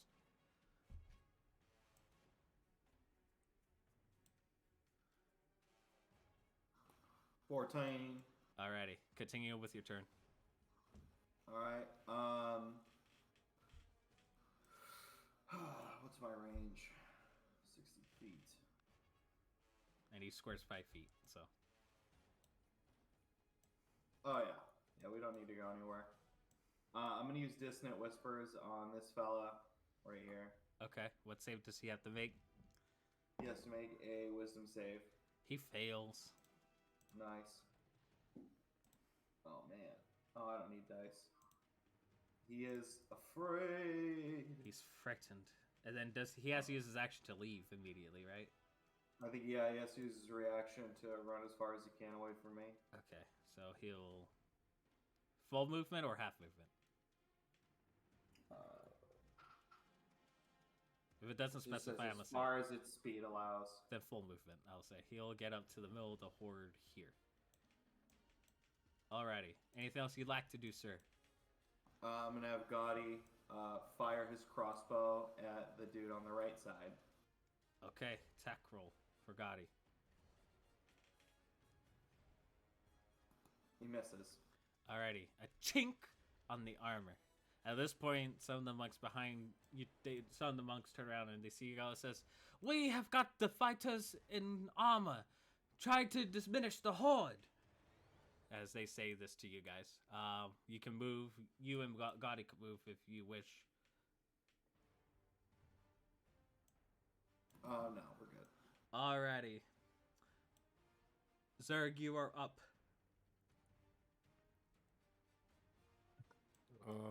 This horde is so... Let me see it exactly. 80 feet away. Let's see. You got all your key point and all your hit points back, so do remember that. Yeah. Level 4 key points. Just gotta manage it properly. So I will move a new step of the wind. Go ahead and make a perception check first, by the way. My apologies. No, you're good. Perception. I'll keep rolling 9s. Alright, continue with your turn. Thank you. Bonus action step of the wind along with a movement to get within striking range. Sure. Which for me is 80 feet, so that was 70. Alright, perfect. 70's fine. And then I'm just gonna punch the first zombie in front of me. As you get close to the zombies, you can tell that this is some necromancy shit. Like some sort of necromancer's going as their eyes are glowing green and they're glowing this ethereal green glow. Alright, well I still got a 24 to hit. Definitely hits. Roll your damage. 8 points of damage. Alright, you deal 8 points of damage to the zombie. Now, the zombies have...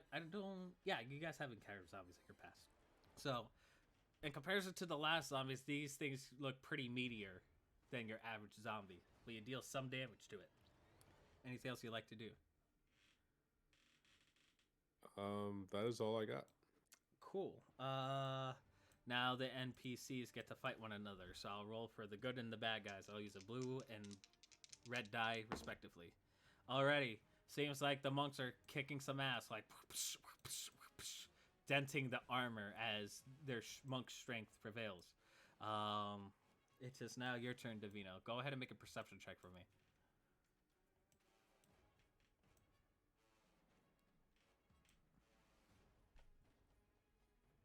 Davino? 18. 18. You look around your surroundings, trying to keep an eye on the battlefield. You're looking towards the horde after the monk said to go after the horde. You sense something is amiss. Like, this ain't your natural horde. You don't know if there's something wrong with it specifically or something else. But continue with the rest of your turn. Okay.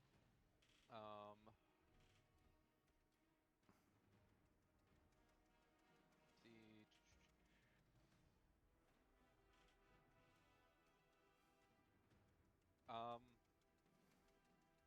I'm so sorry that you're about to have to roll a lot of dice. Depends. What are you trying to do?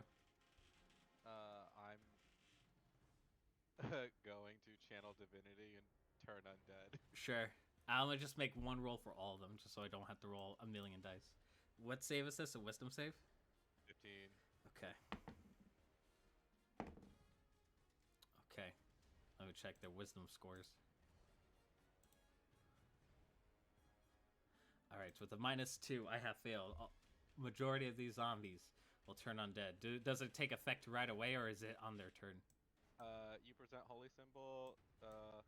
Each undead that can see or hear me within 30 feet must make the save. If the creature fails its saving throw, it is turned for 1 minute or until it takes any damage. A turned creature must spend its turns trying to move as far away from me as it can. It cannot willingly move into a space within 30 feet of me.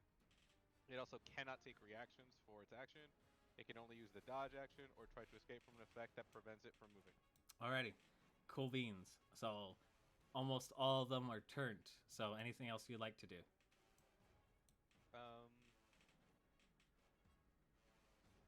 And then I'm just going to be like, bad zombies. Bad zombies, present thy holy symbol. And then all of them are giving like loud guttural growls and what have you. Kaz, it is your turn. Go ahead and make a perception check for me.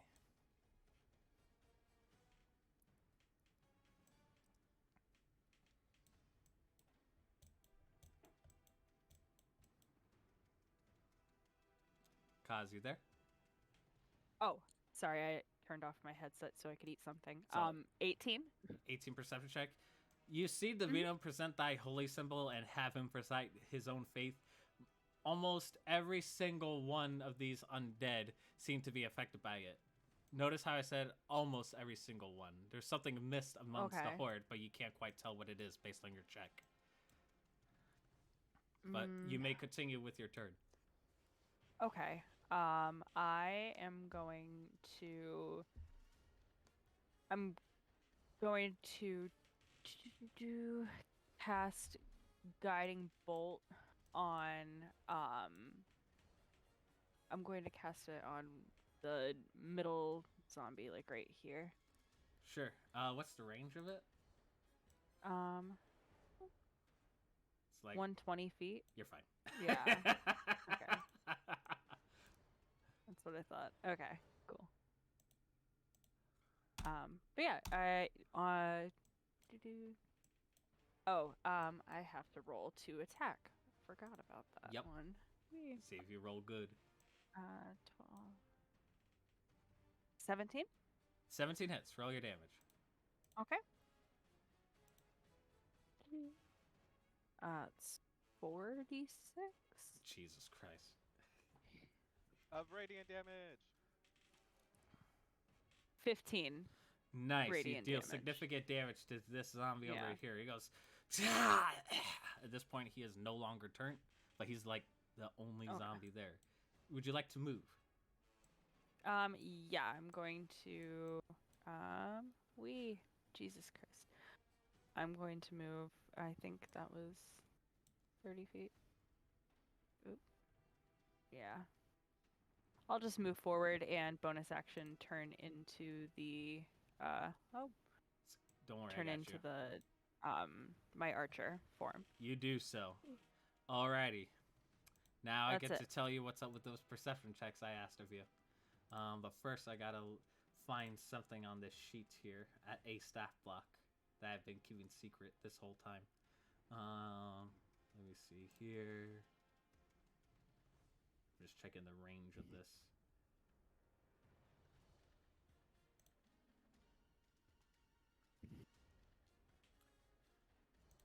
Okay, perfect. All right, so Davino, your turn undead worked 100%, with the exception of one zombie that got hit with the guiding bolt. All these zombies are gonna turn back. So let me just hit the delete key multiple times. Now, I'm not gonna ask you to roll damage for your moonbeam because it's irrelevant at this point. I forgot to keep one here. But what you do see is that this one zombie, he's not turned. This is impossible, you say to the DM. I just made the roll. Well, here's a surprise. This zombie acted like a zombie, and when you presented thy faith and forced the undead to turn around, this zombie stood.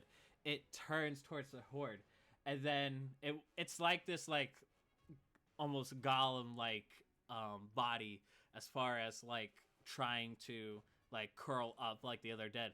All of a sudden, stands up and stops the guttural growls, and it says, in a very similar voice, why is it that whenever I try to accomplish something, it's you in the way?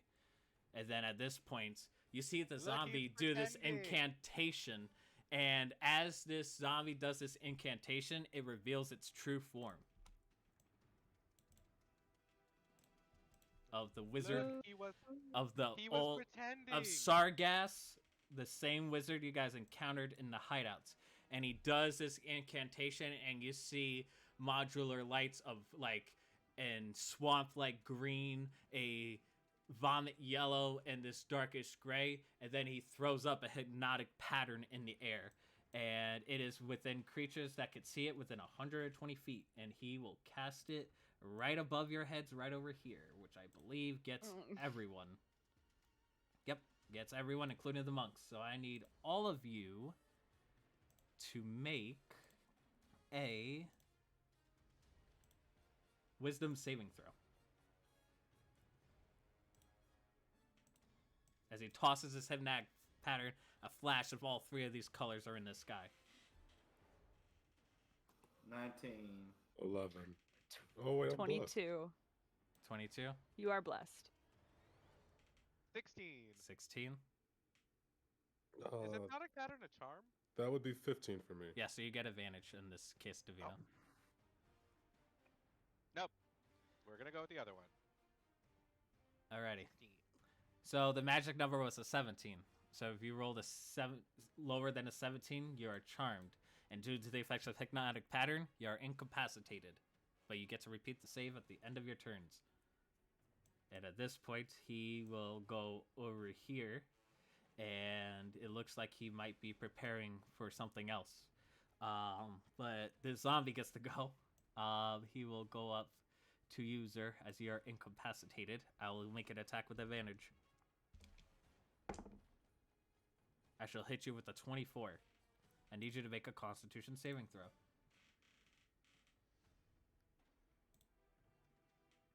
14. 14. No, wait, I'm blessed. 1 second. I'm yep, blessed. you are blessed. You are blessed. It could matter. 16. Oh.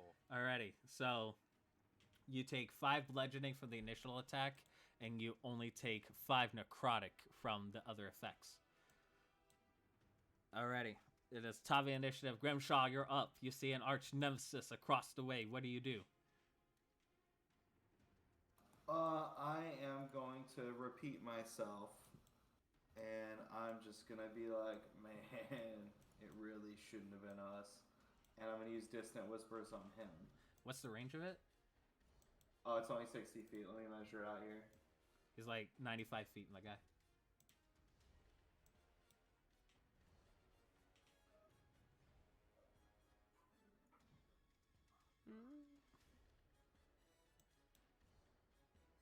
Okay, I can't reach him.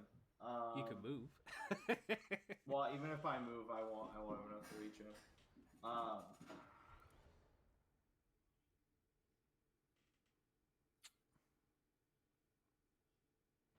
I'm just gonna use Distant Whispers on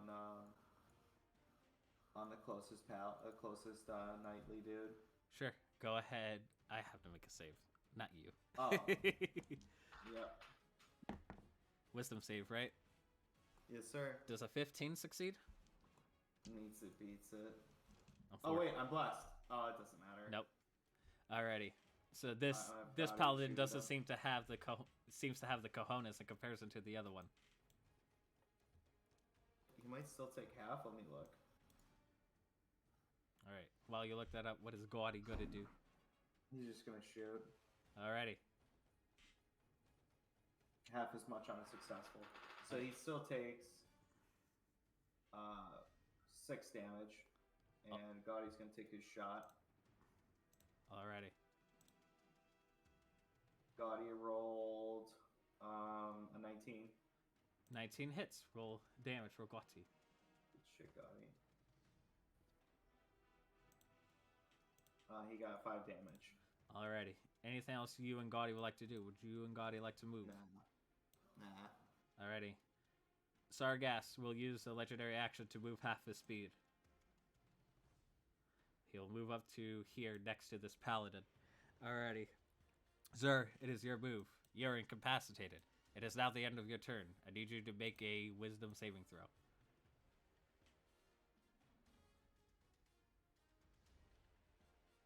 By the way, you see Sargass holding the same amount of colors in his hand, indicating that he's concentrating. I got a 17 with bless. 17 beats the DC. You are no longer incapacitated. At this point, Sargass will spend 2 legendary actions to catch the enlargement spell on the paladin that is frightened. Whoop. He says, "Go! Defeat them with quick haste!" As he says this out loud. I don't know why I sound like the Emperor there, but he does so. So at this point, Question. answer. Does that break his concentration on hypnotic pattern? At this point, it does, yes. I'm no longer incapacitated. Alrighty. It is your move, Davino. You see a large-ass paladin now.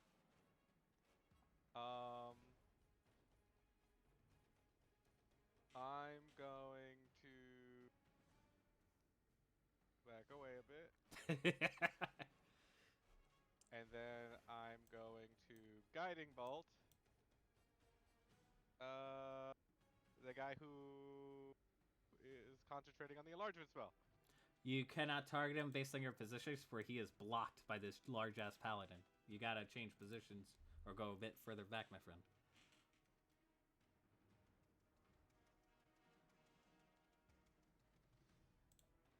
So I think I can see him from there. So that you can. He will gain some AC bonus because he's technically half cover. So go ahead and make your attack roll. Okay. You are blessed, is- so it could matter. I rolled a 20. A dirty 20 Yes. total. I will use my reaction to cast shield for you to miss. Okay. Can I bardically inspire him? At this point, it's kind of too late for that, unfortunately. Okay. Oh, I'm sorry. I thought it was a reaction. It's a bonus action. Never Yeah, mind. sorry. All right. Anything else you would like to do, Davino? You have your bonus action. No, that's it. Okay, cool. Alrighty. Kaz, you're up. You see the old wizard enlarge this paladin. Just like whispers, is that like a concentration? Or is that just like only for that turn, Grimshaw? Just once. Okay, so, alright. So you see a giant-ass paladin being formed, and Davino missing with his guiding bolt in order to be blocked. What do you do? Okay. I am going to. First, I'm gonna cast Moonbeam. On. Like. Oh, how big is it? It's 5 feet. It's 5 like feet. my blue dot. Okay. By the way, your moving is Okay. gone because you lost concentration. Alrighty. Me? No, Okay, Davino's, because he was hit Oh. by hypnotic pattern. Oh. Okay. I'm gonna cast it on the evil wizard then. Okay. You would just have to move over here in order to see him, because he's kind of in cover thanks to this giant ass Yeah, paladin. that's fine. Alrighty. That's But fine. I'll move over I here. thought incapacitated was only like no actions or reactions. or movement, not like losing. Yes, so you wouldn't be able to concentrate correctly on the spell. Therefore, you lost Moonbeam. Okay. Alrighty, so you could. What color is your Moonbeam, Kaz? It is like a silvery blue color. Silvery blue. The best I could do is teal. Is that okay? Sure. Alrighty. I thought you were asking flavor-wise. Alright. Yeah. I'm gonna make it a that little works. bit bigger just to indicate it. Alrighty. That's it? Okay. Stick. No, and as a bonus action, I am going to shoot at the big paladin Right. with my archer. Alright, arm. make your attack roll. Oh my god, where's the...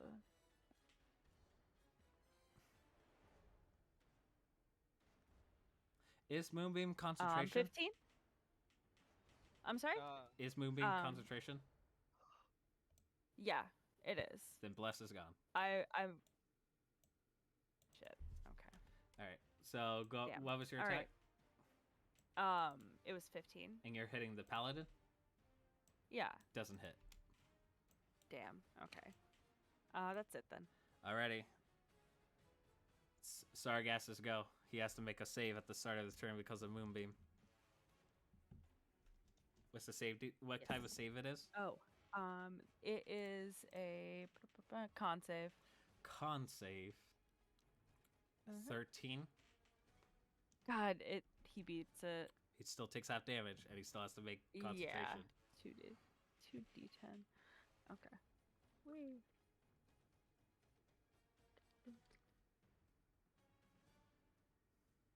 Oop. Oh, I forgot to roll for the NPCs. Okay. So that's I rolled 12 damage, so just 6. take 6. And then let me roll concentration. I failed. I lose concentration. Sick. Alrighty. Everyone's nice or At this evil point, again. Sargass gets all of his legendary actions back. He says, "You damn brutes! Just do your jobs, or the powers will be shall punish thee." And he will step out of his Moonbeam. Now, does he take damage for moving out, or is it just one initial damage? When he when he first enters it, and when he starts his turn in it. So if he's starting his turn, he takes the damage again. Okay, so he will move, boom, over here. And let me look up his spell list, see what devious tricks he's got up his sleeve. But he does take the damage again because he started his turn in the Moonbeam. Yes, so let me roll another check.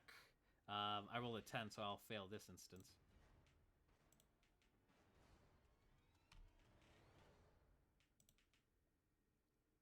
Kaz? Huh? He starts his turn in the Moonbeam, so he took the damage again. Oh shit. Yes. Sorry, my bad. Wee. That is just 6 damage. Okay. Still This time. pretty good damage. Alright, 6 damage. He goes, ugh! Next, I shall... Well, let me roll for the NPCs. I forgot to do that. Alright, it seems like the bad guys are taking ahead. So it's 1-1 so far. I shall go through my spell list. And I shall do stuff. Just gotta figure out what stuff I want to do. Alright, so you're clearly the threat cause, so I'm gonna do a negative energy flood on you. Let me see if I'm in range first. Yes, I'm definitely in range of it. I need you to make a DC 17 Constitution saving throw. Otherwise, I'm gonna roll a bunch of damage. Alright. More specifically, Okay. 5d12s. Okay. Alrighty. I'm going to use my inspiration to reroll. That is perfectly fine by me. Oh my god. I rolled a 3. Oof. Oof. And I rolled a 3 again. Plus 0. So. Alright, so it's 5d12. There's gonna be a lot of damage to you. I know. Hit me. 60. I rolled 8. surprisingly moderate. Oh.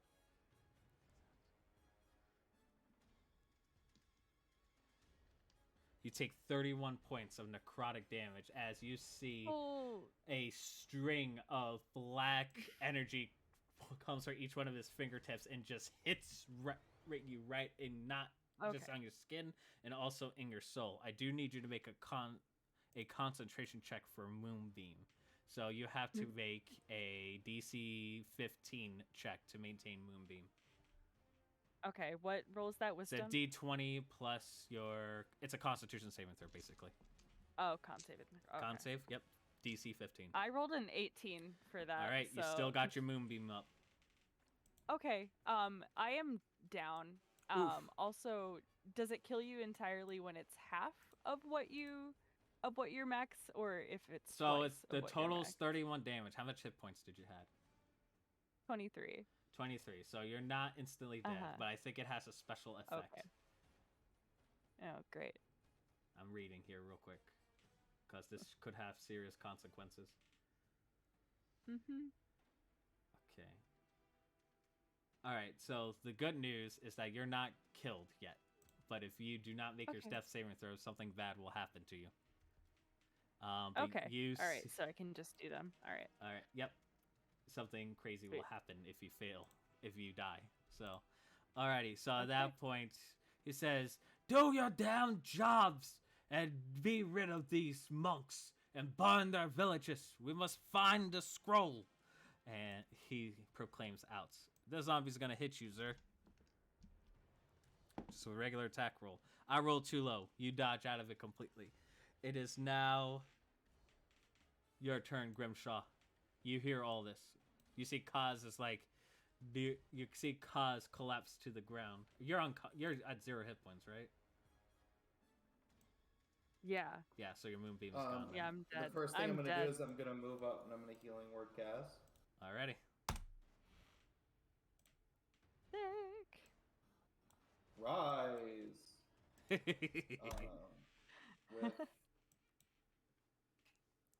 7 hit points. Alrighty. So that's Sweet. your bonus That's- action. Don't mind me. I'm just checking distance on stuff. Continue with your turn.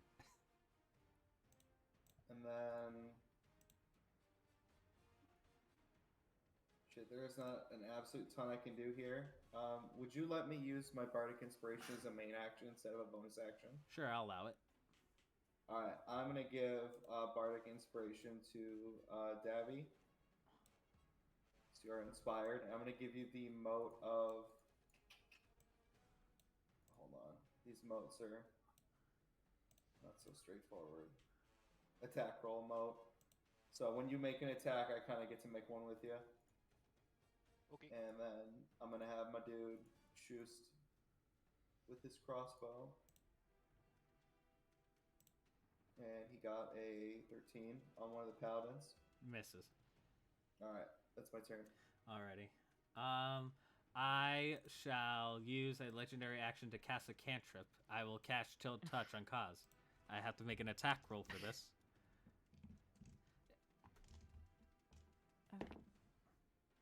A 17 hit you?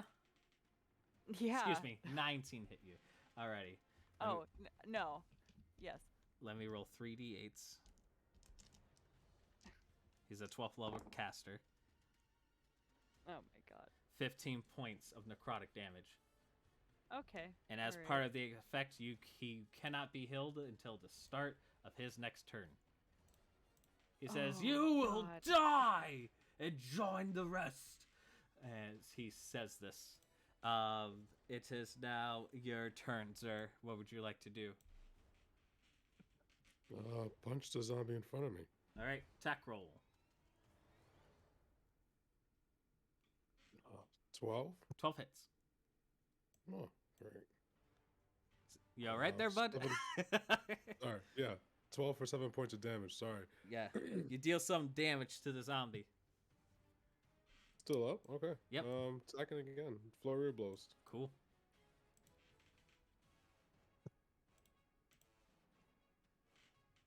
$16 a hit for Yep. 9 points of damage. 9 points of damage. All right. He's looking bloodied at this point. He's at half Last hit one was a points. 9. 9 hits. Oh, okay. Wow. This zombie is easy to hit. That's a 9. That's 9 points of damage there. Alrighty. He's a little under bloodied. Alrighty. At this point, would you like to move or anything else like that? No, I'm good. Alrighty. Sargass looks at you and says, "How dare you hit my creatures? I shall freeze where you stand." And he'll burn a legendary action to do a Ray of Frost cantrip at you. It's an attack roll. I'll hit you with a 23. Yep. You take 12 points of cold damage, and as an effect of Ray of Frost, your speed is reduced by 10 feet. Like, it matters. But Yeah. he points his cold fingers at you, and you feel the chill touch on you. It is now the NPCs go. So far, it's 1-1.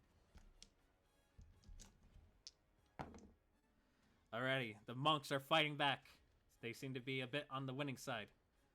But it is now your turn, Davino. What would you like to do? Because I can't heal her, I'm going to guiding bolt this asshole. Alright, make your in attack. the dick. Make your attack. Okay. That is a 28 to hit. Jesus fucking Christ. Yeah, that'll hit. Okay.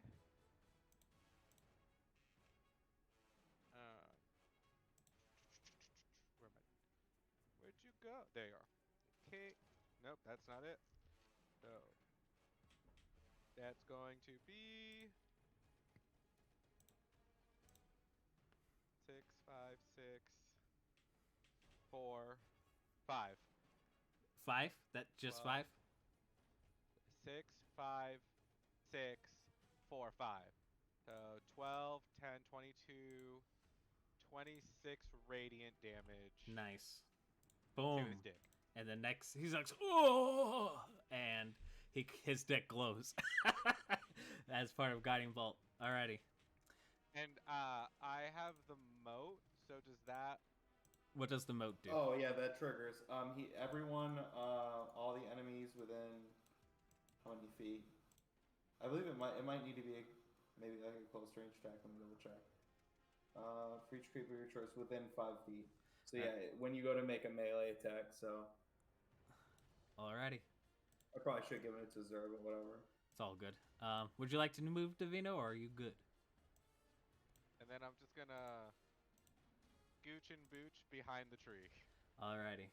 Cool. Okay, you're 50 feet. I will use my last legendary action to cast a third cantrip. He says, You pathetic half. You pathetic elf. You'll pay for that. I will hit you with Chill Touch. A 13, I'm assuming, does not hit.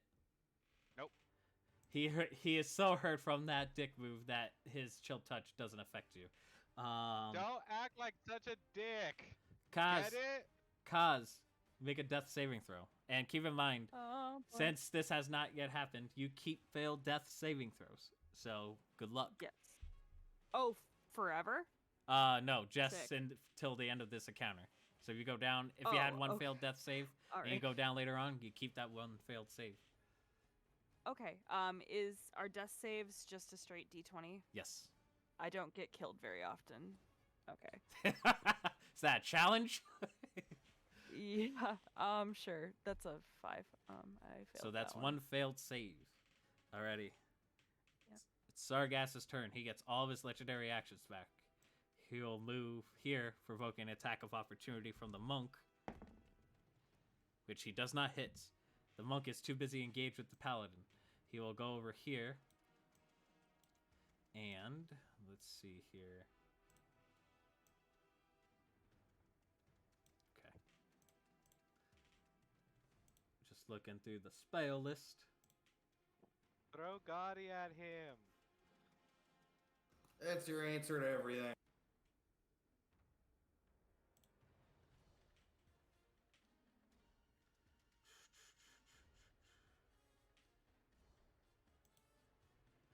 right. I shall cast blindness, deafness at 3rd level on you, Grimshaw, and on you, Divino. I need both of you to make Constitution saving throws, or else both Ooh. of you will be blinded.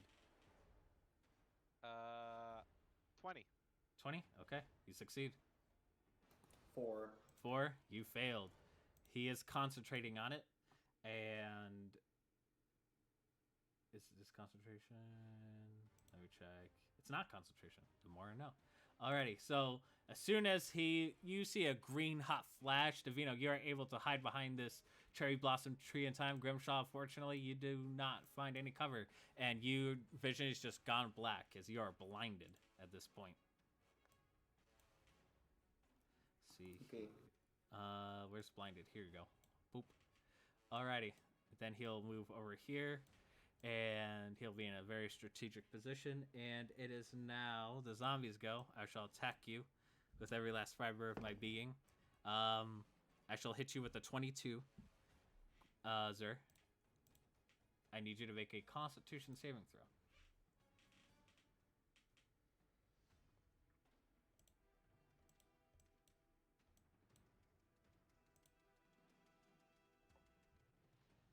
Zer? You there, bud? Uh-oh. What has happened? All right. I do not see an owl bear. Uh-oh. We'll come back to him. I wonder if his CPU blew out. All right. Yeah. We'll come back to him. It is top of the initiative. Grimshaw, you're up. You're blinded. You can't see anything. The only thing you know is that you're on a bridge. What would you like to do?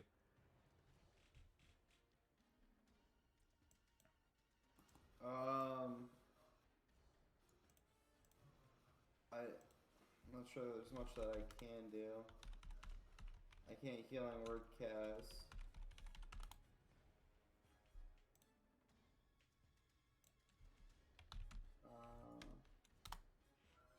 Yeah, I'm just gonna take the dodge action. I'm gonna take cover. Fair enough. Alrighty. There's not much I can do. I'm gonna have Dottie take a shot as well. All right. At who? One of the rando soldiers. Actually, you know what? No, I'm gonna have him. No, I can't. He's such a piece of shit. All right, roll to attack, you piece of shit. He rolled a 5 plus 13, 18. 18 to hit the wizard. The knights. The 18 just hits. Nice. That is actually 8 damage. Not bad. Nice. He does damage to the. Excuse me. All right. He deals damage to the attacker. Alrighty. It is, and that's it. You're done. You're good. Yep. Alrighty. I will burn 2 legendary actions to cast a 1st level chromatic orb spell, and I'll make this damage. What would be the opposite of force damage? I would say thunder damage. So I will make an attack roll at +9 to this. It's cocked. I rolled a 23 to hit you, Grimshaw. That hits. Alrighty. And it's a 4-inch diameter. Alright, you'll take 3d8 thunder damage, which I shall roll for you. Well, I get that attack with advantage because you're blinded. Okay, I don't crit. Alrighty. So you take 16 thunder damage as he hurls a thunder chromatic orb at you. You said 13? I said 18. 18. Sorry, 16. My apologies. I'm bad at math. Damn it, none of us know numbers. There you go. Alrighty, that's gonna be it for him. Now it's your turn, Zer. This wizard's behind you, and there's a zombie that is half dead in front of you. What would you like to do? Is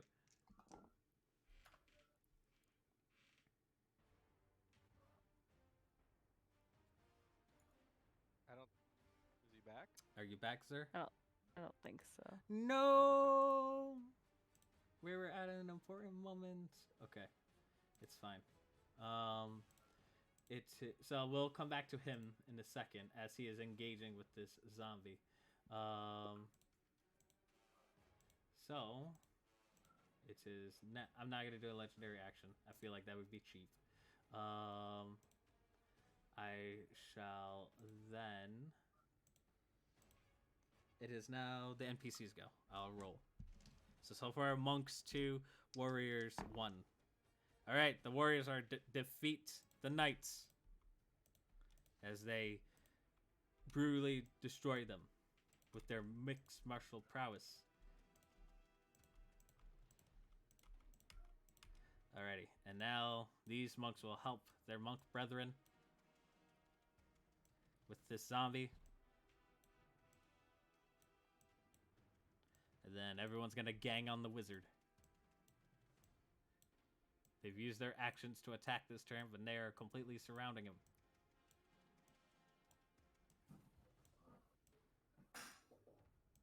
Alrighty. It is now your turn, Davina. What would you like to do? I will partially move out, and I have vision of Sparkle Dick now, correct? Yes, you do. I am going to guiding bolt him again, but Alright. with advantage because he has Sparkle Dick Yep. activated. Mm-hmm. Okay. That's cocked. 27 27 shall hit. to hit. So 5d6. So okay, 4 plus 5 is 9, plus 3 is 12, plus 2 is 14, plus 4 is 18. 18 radiant damage to Sparkle Dick. All right, And he is 18 again. radiant. Alrighty. Sounds like you got a personal vendetta against him. Alrighty. Kaz, make a death saving throw. Okay. and Nat 20. Hey, you get up at 1 hit point. What would you like to do? I'm up? Yep. Shit. When you roll in that What? 20, you get up at 1 HP. Woohoo! All right, awesome. I am going to cast a healing spell on myself. I'm gonna cast Healing Word at 2nd level on myself. All right. I will counterspell you so you don't heal yourself. Fuck. All right. Am I still in my starry form, or did that take me out of it? Does it say anything about your star form when you go down or no? If it doesn't say anything, I'm assuming no, you it still doesn't. do. Yeah, I'm assuming you still No. do. Similar to Rage. I'll Okay. rule it. All right. Awesome. I am get going behind to. the tree. Get some Yeah, cover. So you Okay. try to heal Oh, yourself, fine. but then that word doesn't come out as he shoots a counter spell at you. Okay.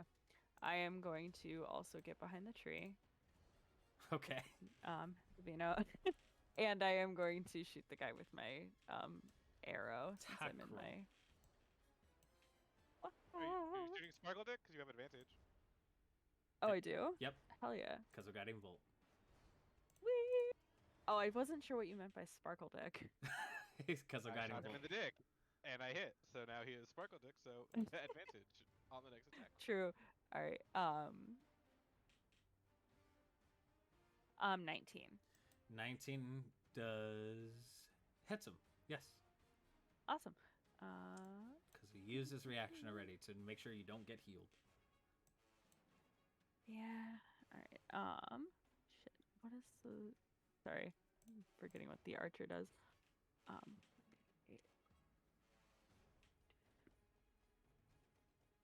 That is going to be 7 points of damage. Nice. All right. Radiant damage. He is bloodied at this point. All right. Alrighty. That's it.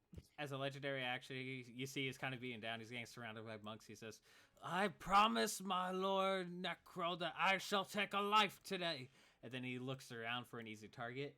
He looks at Gaudy. He says, "I guess I shall take the little one, and the bugs shall infest him." And he's going to cast Infestation on Gaudy. Gaudy needs to make a Constitution saving throw.